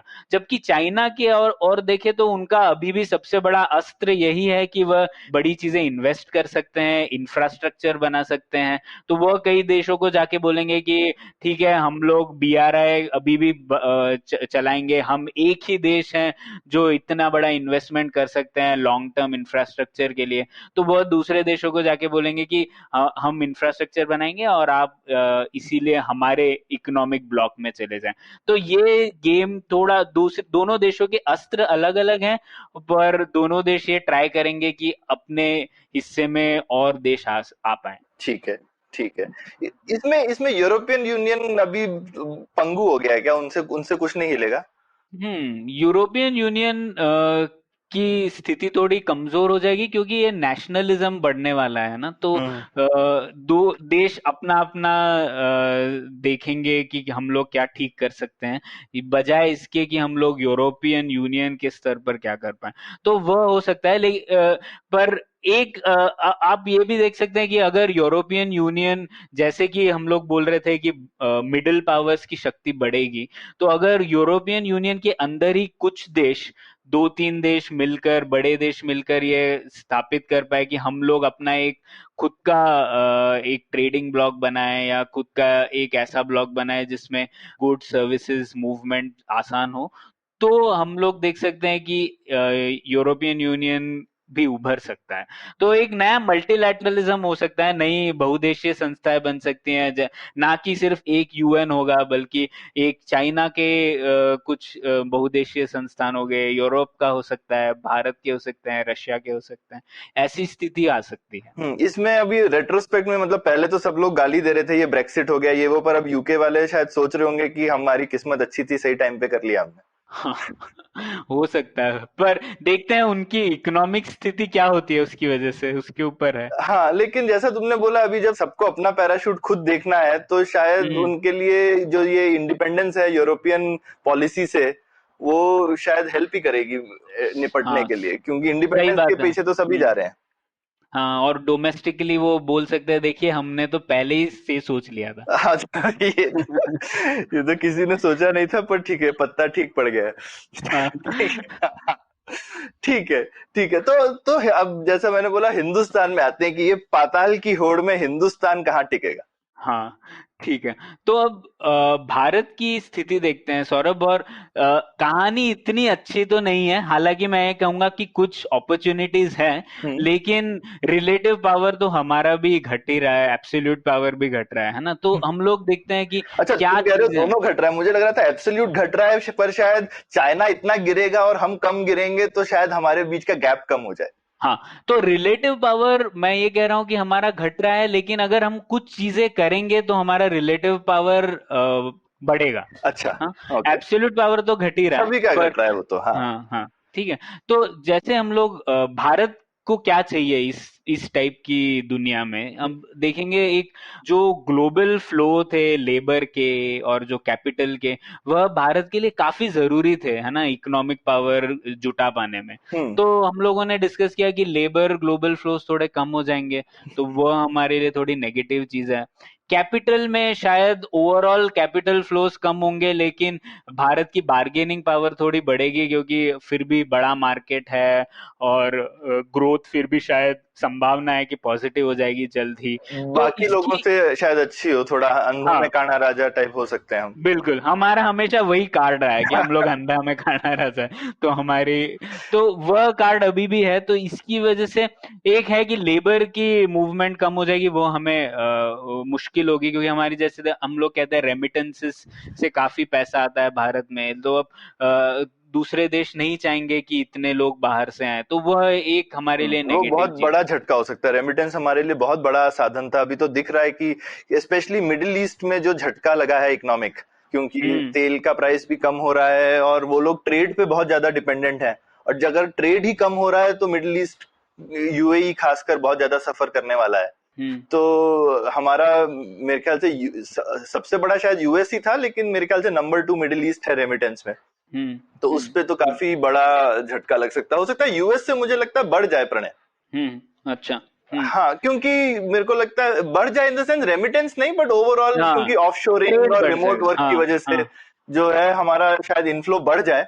लेकिन हम्म मिडिल ईस्ट का जो गैप है, वो मेरे को लगता नहीं है कि वो पूरा होगा। हम्म, बिल्कुल। तो इसका अर्थ यह है सौरभ की, तो जो हम लोगों की जो ग्रोथ स्ट्रेटेजी थी पहले, हम्म। उसके उसमें काफी अवरोधक आ गए हैं, क्योंकि कोविड-19 की वजह से। तो हमें एक नया इंजन चाहिए हमारे इकोनॉमिक ग्रोथ के लिए, और वो एक नया इंजन ऑफ ग्रोथ जो हमारे पास है और अपॉर्चुनिटी हमारे पास है, वो है लार्ज स्केल मैन्युफैक्चरिंग। अच्छा। और लार्ज स्केल मैन्युफैक्चरिंग इसलिए क्योंकि पहले से ही हम लोग काफी टाइम से कह रहे हैं, लेकिन मैंने जैसा कि कहा सप्लाई चेन्स थोड़े रीऑर्डर होने वाले हैं। दूसरे देश भी चाहते हैं कि चाइना का कुछ ना कुछ ऑल्टरनेटिव हो, ऐसा नहीं कि सब कुछ चला जाए चाइना से, लेकिन लेकिन एटलीस्ट कुछ कंटिजेंसी तो बनाएंगे। हाँ, तो उसमें हमारे लिए एक अपॉर्चुनिटी है। अब आप कुछ नंबर्स देखिए, जैसे कि चाइना जो गुड्स एक्सपोर्ट है उनका कुछ 2.7 ट्रिलियन डॉलर्स है हर साल। अच्छा। उसका अगर एक चौथाई हिस्सा अगले 3 साल में कहीं और चला जाए, आप मान लीजिए, हम्म। और उस एक चौथाई का अगर भारत 20% भी हथिया ले, हम्म। तो हमको सीधे सीधे 5% जीडीपी ग्रोथ मिलता है उससे। हम्म। तो ये इतना बड़ा अपॉर्चुनिटी है हमारे लिए, है ना। तो लार्ज स्केल मैन्युफैक्चरिंग एक नया इंजन ऑफ ग्रोथ है जो हमें बनाना है, और इसीलिए हम लोग कह रहे थे कि इसको करने के लिए हमें ज्यादा से ज्यादा कैपिटल को सहूलियत करना है, जिससे कि वो भारत में आए, रेस्ट्रिक्शंस कम हो, और अगर वो इंपोर्ट ड्यूटीज कम होंगे तो वो दूसरे देशों से भी जो ऑक्सिलरी आइटम्स है वो खरीद पाए और भारत में फैक्ट्रियां बनाए। तो ये हमारे लिए अपॉर्चुनिटी है। दूसरी अपॉर्चुनिटी ये है कि क्योंकि थोड़ा चाइना के खिलाफ अविश्वास बढ़ गया है पूरे देश में, तो भारत कई इकोनॉमिक जो हम लोगों ने ब्लॉक्स की बात कही उसमें हिस्सा प्ले कर सकता है। कई देश चाहेंगे कि भारत जैसा बड़ा मार्केट जिसमें ह्यूमन कैपिटल ज्यादा है वह उनकी हिस्से में रहे, तो इसीलिए लोग चाहेंगे, भारत की बार्गेनिंग पावर बढ़ेगी, और इसीलिए भारत को एक मौका है यहाँ पर। इसमें मुझे लगता है एक जो हम ट्रिक मिस कर रहे हैं, मतलब हमने सबसे पहला सैंक्शन भी लगाया कि भाई चाइना की कंपनियां हिंदुस्तान में इन्वेस्ट नहीं कर सकती हैं वगैरह, तो हम भी थोड़े जैसे कहते हैं ना, हम उस नैरेटिव में जा रहे हैं कि भाई यूएस चाइना को रोक रहा है तो हमें भी रोकना चाहिए, लेकिन हमें तो पैसा चाहिए ना। तो मुझे लगता है यहाँ पर पूरी दुनिया में माहौल चाइना के खिलाफ है, तो हमको उसका फायदा उठा के चाइना को बोलना चाहिए। चाइना के पास में देखो दो नुकसान हो गए, अब यूएस उनके खिलाफ है और जो बाकी देशों में वो पैसा लगा रहे थे उनकी हालत खराब होने वाली है हमसे भी ज्यादा। तो अब वो उनके लिए चैलेंज ये है कि वो अपना पैसा कहाँ लगाएं प्रोडक्टिवली। तो हिंदुस्तान एक इतना अच्छा विकल्प है जिसको, वो बीआरआई में भी हिंदुस्तान पार्ट नहीं था क्योंकि हिंदुस्तान के पास बार्गेनिंग नहीं थी, पर अब तो हिंदुस्तान के पास बार्गेनिंग पावर है। हमको क्या बीआरआई का हिस्सा नहीं बन जाना चाहिए? हाँ, मुझे लगता है अपनी बार्गेनिंग पावर लगाकर।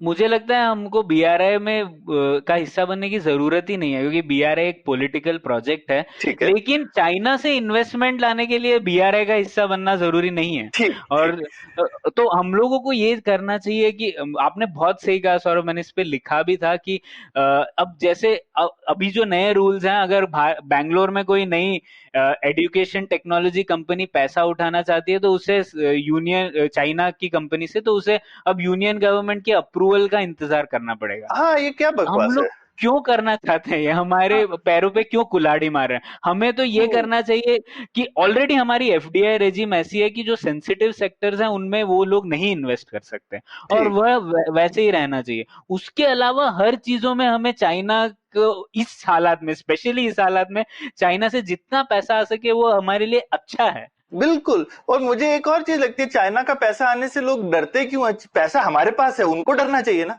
हाँ। भाई पैसा वापस जाएगा तो हमारी मर्जी से ना है। वैसे भी हिंदुस्तान में पैसा डालना बहुत आसान है, निकालना ही मुश्किल है। बिल्कुल सौरभ, एक्चुअली स्वामीनाथन अय्यर ने इसके ऊपर बहुत अच्छा आर्टिकल लिखा था, मैं शायद लिंक करूंगा इसमें। वो लोग, उन्होंने कहा था कि सबसे बड़ा रिस्क तो इन्वेस्टर का है भारत में इन्वेस्ट करने से, ना कि भारत का, क्योंकि तुम रेट्रोस्पेक्टिव टैक्सेशन कर दोगे, कुछ भी कर दोगे, जैसे अभी किया है चाइना के अगेंस्ट, तो रिस्क तो उनका है, हमारा नहीं है। हाँ, और अगर वो मजबूरी में तब भी पैसा डालना चाहता है तो लो ना।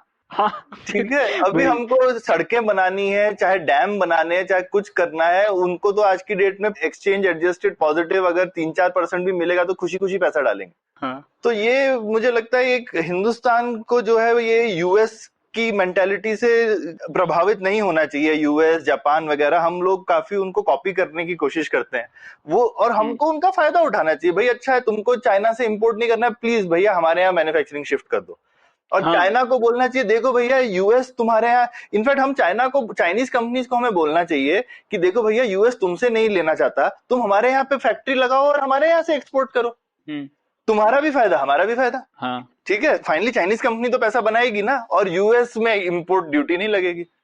ठीक है। तो दोनों के लिए विन विन सिचुएशन हम क्रिएट कर सकते हैं। हाँ, तो ये हमको करना चाहिए दोनों से दोस्ती करके। और अभी मुझे लेकिन समझ में नहीं आ रहा है कि दोस्ती की जगह एक्चुअली बात बिगड़ ही रही है दोनों साइड से। चाइना हम्म भी जो है वो बॉर्डर पे बदमाशी कर रहा है, हम्म और हम लोग उन पे ऑलरेडी, और मुझे पता नहीं कि वो क्या एक तरीके का काउंटर अटैक है, क्योंकि हम फाइनली कुछ टेबल पे आके बार्गेनिंग करना चाहते हैं, जहाँ पे बोलेंगे अच्छा हम ये बंद करते हैं, कि ये एक तरीका है नेगोशिएटिंग टेबल पर आकर के कुछ देने का, कि पहले मैं कुछ ले लूं फिर दूंगा आके। हम्म। तो कुछ वो लोग एंटिसिपेटरी प्रिपेयर कर रहे हैं, जैसा तुमने बोला कि अलग अलग ब्लॉक बनने वाले हैं, तो अपनी बार्गेनिंग पावर बढ़ा रहे हैं। हाँ, पॉलिटिकली तो सौरभ ये क्लियर है कि चाइना और यूएस भारत के लिए एक समान नहीं है। हम्म। यूएस और भारत में कोई बड़ा डिस्प्यूट नहीं है, ठीक। चाइना और भारत में पॉलिटिकल डिस्प्यूट्स हैं काफी सालों से। तो पॉलिटिकली हम लोगों के लिए यूएस बहुत जरूरी है और इम्पोर्टेंट है, लेकिन अर्थनीति के तौर पर हमें यूएस और चाइना दोनों का फायदा उठाना चाहिए। और क्योंकि भारत इतना बड़ा मार्केट है, भारत की जरूरत इन दोनों देशों को ज्यादा है इस नई स्थिति में, तो वो भारत की तरफ थोड़े और टॉलरेंट होंगे। ठीक। तो ये तो ओवरऑल आई मीन ये हमारा ग्लोबल उसमें हम क्या फायदा उठा सकते हैं ये तो, लेकिन ये चीज करने के लिए तो किस तरीके की हमको डोमेस्टिक पॉलिसीज चाहिए इस पाताल की होड़ को जीतने के लिए? हाँ, ये तो बड़ी अलग टाइप की रेस है, जिसमें कितना कम गिरे ये जीत है। हाँ ठीक हाँ है। तो ये बेसिकली इसको शायद पैराशूट स्ट्रेटेजी बोलना चाहिए, कि आप कैसा पैराशूट लगाएं ताकि आपकी गिरना जो है वो थोड़ा धीमा हो जाए। हाँ, ये बहुत अच्छा मेटाफर है सौरभ। हाँ, हाँ, कैसे हम लोग अच्छा हाँ, सब पैराशूट बने। सब सब लोग हाँ, ऊपर से गिर तो गए ही हैं, अब सबका हाँ। पैराशूट अलग अलग टाइप का है।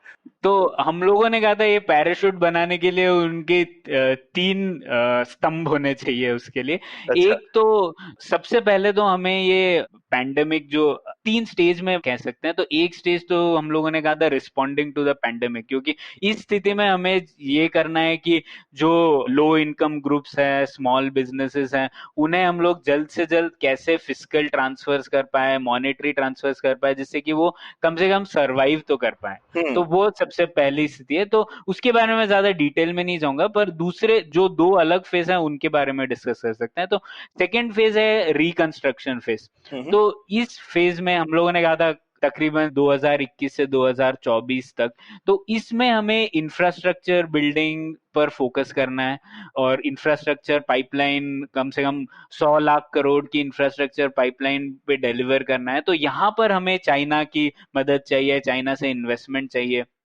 हमें फिनेंशियल सेक्टर रिफॉर्म्स चाहिए, जिससे कि जो इंफ्रास्ट्रक्चर फिनेंस करने वाले हैं वो भारत में आ पाए।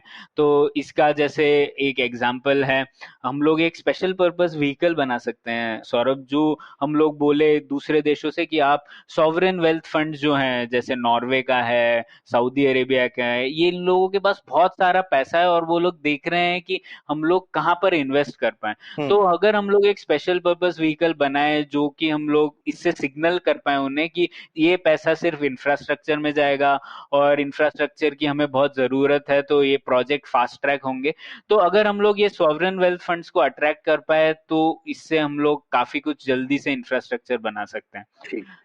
दूसरा, हम लोग और इंफ्रास्ट्रक्चर बनाने के लिए नए सिटीज बनाने की बात जो हम लोग पहले से कर रहे थे वह कर सकते हैं, नए मेडिकल सेंटर्स, कई विदेशी प्लेयर्स को हम लोग भारत में अट्रैक्ट कर सकते हैं इन चीजों में। हम लोग का एक बहुत बड़ी कमजोरी रही है भारत की, लॉजिस्टिक और ट्रांसपोर्ट हब्स नहीं है, हमारे पोर्ट्स बहुत कमजोर हैं, तो इस वजह से चाइना का एक बहुत बड़ा स्ट्रेंथ उनकी यही है। तो हम लोगों को नए पोर्ट्स, नए इंफ्रास्ट्रक्चर ये सब बनाना है जल्द से जल्द। तो ये सेकंड फेज है, ठीक है। अच्छा। थर्ड फेज जो हम लोग कह रहे हैं उसमें हम लोगों को ये सब चीजें करनी है, इंडस्ट्रियल इकोनॉमी कैसे हम जल्द से जल्द बन पाए उसकी ओर मूव करना है। तो थर्ड फेज का फोकस यही है कि ग्लोबल मैन्युफैक्चरिंग को चाइना से कैसे हटा के भारत में लाया जाए। तो उसके लिए मैंने कहा था जैसे कि एक हमें लो इंपोर्ट ड्यूटी रेजिम पे जाना चाहिए। अगर हम लोग खुद से ना कर पाए तो यूएस, जापान और आसियान से हम लोग जो इकोनॉमिक ब्लॉक है उस ब्लॉक के अंदर हम लोग टैरिफ्स लो कर सकते हैं, ना कि पूरे विश्व के लिए। तो वो चीजें भी हम लोग एक्सप्लोर कर सकते हैं।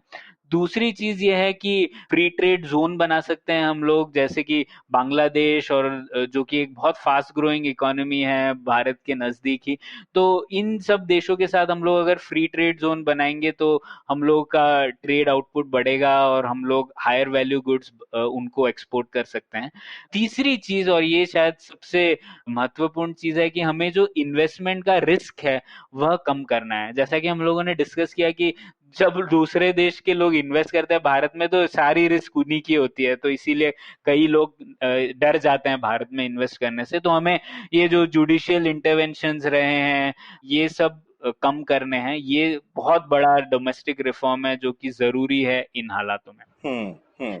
ठीक। फिर एक और चीज है सौरभ, और ये इसमें मैं आपकी राय भी लेना चाहूंगा क्योंकि ये सर्विसेज सेक्टर में काम किया है। तो हम लोगों ने एक बात कही थी, ये जो जैसे global in house centre approach जो आईटी बीपीओ सेक्टर में काफी चला था, जहाँ की ग्लोबल एमएनसीज भारत में एक अपना खुद का इनशोरिंग सेंटर बनाती हैं और फिर ये सेंटर में वो लोग बाहर के लोगों को एम्प्लॉय रख सकते हैं, उनको जो रेस्ट्रिक्शंस है वो काफी कम रहते हैं। ये सब सर्विसेज सेक्टर में काफी काम किया है।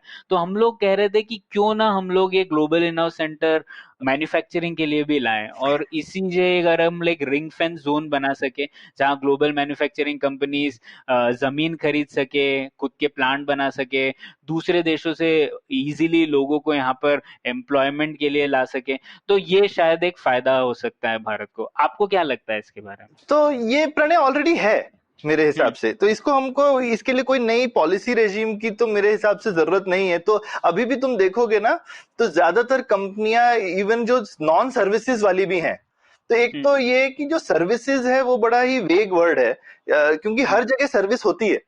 कोई मैन्युफैक्चरिंग और सर्विसेज का जो गैप बीच में, ऐसा नहीं है कि मैन्युफैक्चरिंग गुड्स में कोई सर्विस नहीं लगती ना। हाँ, ठीक है, तो हर चीज में कुछ सर्विस कंपोनेंट होता है। तो तुम देखोगे कि बहुत सारी बड़ी मैन्युफैक्चरिंग कंपनियां भी जो हैं वो धीरे धीरे उनको दिमाग में आने लगता है। पहले तो वो मैन्युफैक्चरिंग इंडिया में क्यों शिफ्ट करते थे कि इंडिया की मार्केट के लिए, क्योंकि इंडिया बोलेगा मैं इंपोर्ट ड्यूटी बढ़ा रहा हूं, अब तो तुम इंडिया में मैन्युफैक्चर करो अगर तुमको हिंदुस्तानी कस्टमर को बेचना है। ठीक है, लेकिन एक बार वो हिंदुस्तान आते हैं फिर उनको समझ में आता है अरे ये हिंदुस्तान तो बड़ी अच्छी जगह है, यहाँ पे बहुत लोग अवेलेबल हैं, लो कॉस्ट सेंटर है। फिर वो धीरे धीरे क्या बोलते हैं, चलो यार मैं अपनी ग्लोबल अकाउंटिंग इंडिया से कर सकता हूँ ना। ठीक है, जबकि वो मैन्युफैक्चरिंग का ही पार्ट है, लेकिन वो बोलेगा कि जो पूरी की मुझे अपने रिसीवेबल्स मैनेज करने हैं, पेएबल्स मैनेज करने हैं, वो मुझे जर्मनी में करने की क्या जरूरत है, इंडिया से सस्ते में हो जाएंगे ना। ठीक है, ये काफी कंपनीज जो है वो दूसरी तरह से सोचने लगती हैं। वो अपनी सेल्स टीम, जैसे डेल अपनी सेल्स टीम पूरी एशिया पैसिफिक की बैंगलोर से ही चलाती है। अच्छा। ठीक है, जबकि वो तो मैन्युफैक्चरिंग कंपनी है वैसे, लेकिन उनको समझ में आता है कि भाई, और जैसे वो डेल का सॉफ्टवेयर का कितना काम है इंडिया में, जबकि डेल ओवरऑल आई मीन अभी तो वैसे बहुत कुछ करती है, पर पहले जैसे वो कंप्यूटर बनाती थी, लेकिन अपना उन्होंने इंटरनल सॉफ्टवेयर इंडिया में बनाना शुरू कर दिया। क्योंकि वो इंडिया में ऑलरेडी थे। तो इस तरह की अपॉर्चुनिटीज हर कंपनी ऑलरेडी कर रही है, इसके लिए हमको कोई नए चीज की जरूरत नहीं है। ओवरऑल हम कंपनीज को और एनकरेज करें इंडिया आने के लिए, वो बाकी सब अपने आप करेंगी, क्योंकि हिंदुस्तान के कुछ नेचुरल एडवांटेज हैं ही सर्विसेज में।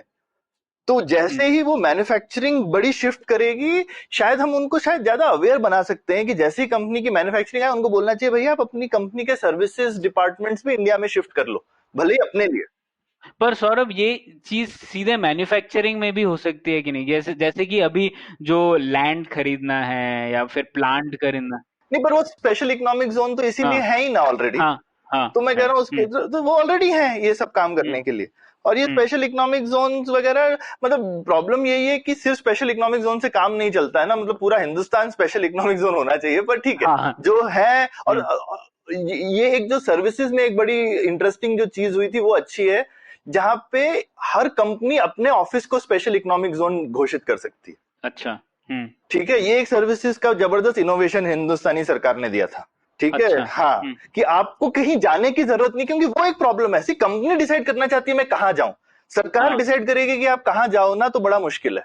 वो नहीं जानती कि उनको कहाँ जाना चाहिए। तो सर्विसेज में एटलीस्ट क्यों हुआ, आईटी कंपनीज में ना आपको बाहर एक स्टिकर लगाना पड़ता है ना, बस वो STPI बॉन्डेड वेयर हाउस। बस आपने देखा होगा कहीं कहीं आप जाओगे बाहर लगा होता है STPI bonded warehouse. Basically वो कंपनी स्पेशल इकोनॉमिक जोन हो गई, एक कंपनी का फ्लोर इकोनॉमिक स्पेशल जोन हो गया। वाह। ठीक है, ये हमारा आईटी सेक्टर में एक बड़ा जबरदस्त पॉलिसी इनोवेशन था। तो ये हम लोग मैन्युफैक्चरिंग में भी शायद कर सकते हैं ना, बिल्कुल कर इस सकते हैं। हमको बोलना चाहिए कि ये स्पेशल इकोनॉमिक जोन वोन का क्या चक्कर है भैया, जहां तुम लगो तुम अप्लाई करो, तुम अगर ये चीजें चेक मार्क करते हो, एक एसटीपीआई जैसा हम सिस्टम बना सकते हैं, जैसा सॉफ्टवेयर टेक्नोलॉजी पार्क जिनको हम बोलते हैं ना, तो और वो सॉफ्टवेयर टेक्नोलॉजी पार्क भी शुरू में ऐसे ही बनाए थे, उन्होंने बोला था हम बड़े से टेक्नोलॉजी पार्क बनाएंगे, आपको वहां जाना है।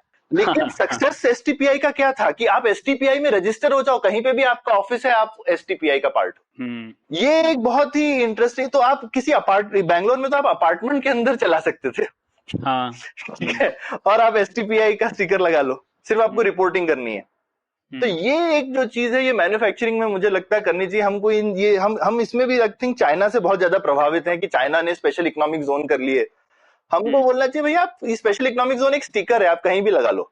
हाँ, तो ये मुझे लगता है हमको सीखना चाहिए। सर्विसेज सेक्टर में हमारा ये एक सक्सेस रहा है, और ये सक्सेस को हम रेप्लिकेट कर सकते हैं ये स्टिकर अप्रोच से, कि भाई स्टिकर लगाओ, स्पेशल बन जाओ। हाँ बिल्कुल। हाँ, थोड़े उनके रिक्वायरमेंट्स अलग होंगे क्योंकि मैन्युफैक्चरिंग है, पर और मैं सही बताऊं तो सर्विसेज में तो रिक्वायरमेंट नहीं, इंसेंटिव ही ज्यादा थे। अच्छा, 10 साल का टैक्स हॉलिडे था भैया, वाह, ओके। एक्सपोर्ट पे जबरदस्त। हमने 2001 से 2011 तक 10 साल का टैक्स हॉलिडे दिया ना हर आईटी कंपनी को। ये मौका है मैन्युफैक्चरिंग में ये चीज करने का। हमें बोलना चाहिए भैया, आप अगर एक्सपोर्ट इनकम पे था, सिर्फ डोमेस्टिक पे नहीं था। अच्छा, ठीक है, लेकिन रिस्ट्रिक्शंस बहुत कम थी। आप सेम कंपनी से डोमेस्टिक एक्सपोर्ट कर सकते थे, आपको सिर्फ रिपोर्टिंग में सेपरेट आउट करना पड़ता था। जबकि मैन्युफैक्चरिंग में क्या है, ये सब 1000 टाइप के रिस्ट्रिक्शन लगाएंगे, भैया ये फैक्ट्री 100% एक्सपोर्ट ओरिएंटेड होनी चाहिए, इसमें से आप फिर लोकल नहीं बेच सकते। ये सब क्या करना है भैया, फाइनली आप देख लो कि इसने कितना एक्सपोर्ट किया, कितना इंडिया का एक्सपोर्ट वाली इनकम पे टैक्स हॉलिडे दे दो, है ना। तो बहुत फ्लेक्सिबिलिटी सॉफ्टवेयर में इंडिया ने दी सेक्टर को, और उसका फायदा उठाया इंडियन एंटरप्रेन्योर्स ने, सबने उठाया। और बाहर के कंपनीज ने भी आके इंडिया में इतने बड़े बड़े बीपीओ बनाए और उसका फायदा उठाया। उनके लिए भी बड़ा अच्छा था, वो अपना काम यूएस से इंडिया में शिफ्ट करते थे, इंडिया में प्रॉफिट कमाते थे, पूरा टैक्स फ्री। है, और यूएस में खर्चा होता था, वहां पे भी टैक्स बचता था उनके लिए। तो इनफैक्ट ये मैन्युफैक्चरिंग में भी कर सकते हो। आप बोल सकते हो कंपोनेंट में, तो इवन आप यूएस में कंपोनेंट बनाते हो तो आप बोलोगे नहीं नहीं मैं इंडिया में शिफ्ट कर देता हूं और इंडिया से मैं इंपोर्ट करूंगा, वहां खर्चा हो गया, वहां भी टैक्स बचा, इंडिया से एक्सपोर्ट हुआ, यहाँ टैक्स फ्री है। ठीक है, तो ये टाइप की चीज सर्विसेज में हमने ऑफर की पूरी दुनिया को, हमको ये सेम चीज मैन्युफैक्चरिंग में ऑफर कर सकते हैं। बिल्कुल। और काफी अच्छी ऑफर करी मेरे हिसाब से। इंडिया ने बोला 10 साल का टैक्स हॉलिडे देंगे, 10 ही साल का दिया ना, ऐसा भी नहीं है कि एवरग्रीन करते रहे। उसके बाद इतना बड़ा सेक्टर हो गया, वो इतना सारा टैक्स देता है ना आप सरकार को, हाँ, है ना, और अच्छा टैक्सेशन आ रहा है, सरकार को एक नया सेक्टर बन गया। वैसे ही मैन्युफैक्चरिंग हमारा जो है अभी इतना बड़ा सेक्टर नहीं है, हमारा सर्विसेज सेक्टर ही बड़ा सेक्टर है। तो हमको बोलना चाहिए मैन्युफैक्चरिंग में सेम चीज करेंगे 10 साल के लिए, ऐसे 1-2 साल से काम नहीं चलता। बिल्कुल, 10 साल का टैक्स हॉलिडे देंगे और फिर हमको उसका बेनिफिट दिखेगा। और उसकी वजह से लोकली हम किस चीज से खुश थे सर्विसेज में, कि एम्प्लॉयमेंट जनरेट हो रहा था। वही चीज मैन्युफैक्चरिंग में होगी 10 गुना ज्यादा, बिल्कुल, क्योंकि मैन्युफैक्चरिंग में एम्प्लॉयमेंट ज्यादा जनरेट होता है। तो ये मुझे लगता है अपॉर्चुनिटी है। ये बिल्कुल अपॉर्चुनिटी है सौरभ। और वही तो हम लोगों की थोड़ी जो मेंटल मॉडल है वो बदलना है हमें, कैसे सोचते हैं मैन्युफैक्चरिंग के बारे में। ठीक है, और एक और सौरभ, सर्विसेज में ही अपॉर्चुनिटी, जिसका आपने पहले भी हिंट दिया था कि जैसे जो टेलीमेडिसिन है या फिर ऑफशोरिंग ऑफ अकाउंटिंग वगैरह, ये सब चीजें हमारे लिए अपॉर्चुनिटीज हैं इस हालात में, जिसे हम लोग और बढ़ा सकते हैं। बिजनेस कंसल्टेशन या डेटा प्रोसेसिंग, डेटा एनालिटिक्स, ये सब चीजें हैं जहां भारत पहले से कॉम्पिटिटिव था, और इन हालातों में और लोग चाहेंगे कि ये आउटसोर्स हो जाए और कम से कम कीमत पर हो, तो भारत के लिए ये भी एक मौका है। बिल्कुल, मैं बोलूंगा वो अपने आप होने वाला है, उसके लिए सरकार को कुछ शायद करने की जरूरत नहीं है, क्योंकि आई मीन डिजिटल वर्ल्ड में फ्रिक्शन वैसे ही कम है। हाँ, तो वहां पे कुछ ये सब होना है वो होगा। सरकार को शायद, ठीक है, हम ट्रेड डिप्लोमेसी करके और मार्केटिंग फायर पावर डाल सकते हैं उसके नहीं, पीछे। पर सौरभ ये कहना जरूरी है क्योंकि सरकार ऐसी चीज कर सकती है जिससे वो रुक जाए, जैसे कि डिजिटल टैक्स डाल दे या फिर कोई टैक्स डाल दे जिससे कि लोग यहाँ पर ये ठीक है, सरकार के पास अवरोधक कैपेबिलिटी तो हमेशा रहती है। तो वो बोलेंगे हमें पैसे की कमी है अभी इतनी, तो नए टैक्स चाहिए, तो इस पे टैक्स लगा दो। तो इसलिए ये कहना जरूरी है कि जो अच्छा कर रहे हैं वो अच्छा करते रहिए। हाँ, ठीक बात, ठीक है। तो अब क्विकली क्या कहते हैं लास्ट चीज पर आते हैं, जो कि तो इसके आगे मतलब फॉरेन पॉलिसी लेवल पर जो है हिंदुस्तान को क्या करना चाहिए? तो एक डोमेस्टिक पॉलिसी लेवल हो गया, फॉरेन पॉलिसी लेवल पे हम क्या कर सकते हाँ, तो इसमें भी दो हिस्से हैं सौरभ। एक तो ऐसी चीजें हैं जो हमें करना है, चाहे यूएस चाइना में कुछ भी हो, लेकिन हमें कुछ ऐसी चीजें हैं जो हमें रिगार्डलेस ऑफ दैट करनी ही है। तो वह ऐसी हैं? चीजें, एक तो हमें हमारे डिफेंस को रिफॉर्म करना है काफी। अभी हम लोगों का काफी फोकस मैन पावर पर है, तो हमें शिफ्ट करना है फायर पावर पर। फिर हम्म। कॉन्टिनेंटल फोकस है हम लोगों का, हम लोग सिर्फ चाइना और पाकिस्तान को देखते हैं, तो हमें मैरीटाइम फोकस चाहिए। इंडियन ओशन हमारा काफी स्ट्रेंथ है भारत का, तो हमें उसका फायदा उठाना है। और हम लोगों की जो टेक्नोलॉजिकल कैपेबिलिटी है दूसरे डोमेन्स में, जो नए डोमेन्स है साइबर्स या फिर स्पेस, इनमें बढ़ानी है। तो ये सब चीजें हैं जिसमें भारत को, चाहे जो भी हो यूएस चाइना के बीच में जो भी हो रहा हो, हमें ये चीजें बेहतर करनी करनी है, है। जैसे हम बोलते हैं इंडियन ओशन को इंडियाज ओशन बनाना हाँ, चाहिए। बिल्कुल। तो और फिर जैसा हम लोगों ने कहा, अगर इकोनॉमिक वेब्स डिवाइड हो जाएंगे, ब्लॉक्स बन जाएंगे नए नए, तो उसमें भी भारत के पास एक अपॉर्चुनिटी है। हमें अपने नए पैरेलल मल्टीलैटरल इंस्टीट्यूशन स्ट्रेंथन कर सकते हैं। तो जैसे कि हम लोगों ने कहा था कि हम लोग नया फ्री ट्रेडिंग जोन बना सकते हैं भारत के सब कॉन्टिनेंट देशों के बीच, या फिर जो ऑलरेडी एग्जिस्टिंग इंस्टीट्यूशंस हैं उनमें हम लोग अपनी स्ट्रेंथ बढ़ा सकते हैं। जैसे मान लीजिए वर्ल्ड बायोलॉजिकल वेपन्स कन्वेंशन एक है, जो देखता है कि बायोलॉजिकल वेपन्स विश्व में फैले हैं या नहीं। उनके पास काफी तंगी है पैसों की। तो अगर भारत कुछ स्ट्रेटेजिकली इन मल्टीलैटरल इंस्टीट्यूशन को फंड करे, तो हमारे पास अपॉर्चुनिटी है। वर्ल्ड हेल्थ ऑर्गेनाइजेशन में भी अभी भारत का एक नया रोल मिला है। भारत चेयर कर रहा है एक पोजीशन पे, तो भारत को अगेन वहां पर अपॉर्चुनिटी है कि हम लोग वर्ल्ड हेल्थ ऑर्गेनाइजेशन में बड़ा रोल प्ले करें। तो कहने का मतलब ये है कि एग्जिस्टिंग मल्टीलैटरल ऑर्गेनाइजेशन में मौका है, क्योंकि यूएस भी उनकी तरफ इतना नहीं देख रहा है और चाइना भी नहीं देख रहा है। तो हम लोग अगर थोड़ा इन्वेस्ट करें उसमें, तो हम लोग एक नया रोल प्ले कर सकते हैं। दूसरा, नए इंस्टीट्यूशन बनाने हैं फ्री ट्रेडिंग जोन और हमारे नेबर्स के साथ। तो ये एक चीज हुई। ठीक। तीसरी चीज ये कि हम लोगों को जो क्वाड ग्रुपिंग है जापान, ऑस्ट्रेलिया, यूएस और इंडिया के बीच, उसे थोड़ा और मजबूत करना है। अगर हम लोग उस क्वाड ग्रुपिंग को इकोनॉमिक और तौर पर मोड़ दे, तो मिलिट्री अलायंस की जगह इकोनॉमिक अलायंस बढ़ा दे, तो इससे भारत को काफी फायदा होगा, क्योंकि फिर हम लोग लो इंपोर्ट ड्यूटी रेजिम का फायदा उठा सकते हैं इन देशों के बीच। और ये सब देश ऐसे हैं जो कंज्यूमर बेस्ड इकोनॉमीज है, लेकिन उनके वहां पर उनकी काफी डिमांड बाहर से आती है। तो भारत बन सकता है वह स्रोत जहां से काफी गुड्स एक्सपोर्ट हो। तो इस मिलिट्री अलायंस को अगर हम लोग इकोनॉमिक दिशा में मोड़े, तो भारत को फायदा है। ठीक है, तो ये चीजें ऐसी थी जो भारत को करनी ही है, चाहे कुछ भी हो। लेकिन एक दूसरी ओर मैं ये भी कहूंगा कि भारत को एक जो हम लोगों को पाथ चूज करना है, वह डिपेंड करता है दो चीजों पर। ठीक है, तो अगर भारत की इकोनॉमी काफी अच्छे से कर रही है, तो हम लोग हम्म। एक स्विंग पावर का रोल अदा कर सकते हैं। जो तो हम लोग कह सकते हैं चाइना को या और यूएस को कि हम लोग अपनी कंडीशंस पर आपसे नेगोशिएट करेंगे, तो हम लोग वह रोल प्ले कर सकते हैं। लेकिन अगर हमारी इकोनॉमी ठीक से नहीं कर रही है, और अगर चाइना हमें जियोपॉलिटिकल कंसेशन नहीं दे रही है, तो हम लोगों के पास एक ही ऑप्शन रह जाएगा कि भारत को यूएस के साथ और ज्यादा अलाइन करना पड़ेगा। तो ये एक दो बेसिक मेंटल मॉडल्स हैं हमारे पास। एक, स्विंग पावर रहे हम लोग और यूएस चाइना से जितना फायदा हो सके वो उठाएं। दूसरा, हम लोग यूएस के साथ ज्यादा अलाइन कर जाएं। और इन दोनों में से हम लोग कौन सी स्थिति चूज करते हैं, वह इस पर डिपेंडेंट है कि भारत की खुद की इकोनॉमिक हालत कैसी है। और मैं बोलूंगा कि खुद को ही स्ट्रांग रखें, तो हम अलाइन भी करें तो अच्छे टर्म्स पे कर सकते हैं कम से हम्म। कम। क्योंकि वरना अलाइन करेंगे तो फिर यूएस यूएस या कोई भी देश बेसिकली, जैसा हमने बोला, इंटरनेशनल रिलेशनशिप में कोई किसी का चाचा भतीजा तो है नहीं, जिसके पास जितनी शक्ति है चाचा उसके भतीजा हिसाब थोड़ी से। है, दोस्त भी नहीं है। हाँ। हाँ, बिल्कुल बिल्कुल। तो आई मीन हमारी रिलेटिव शक्ति पर ही डिपेंड करता है कि अलायंस में हमको क्या मिलेगा। हम्म।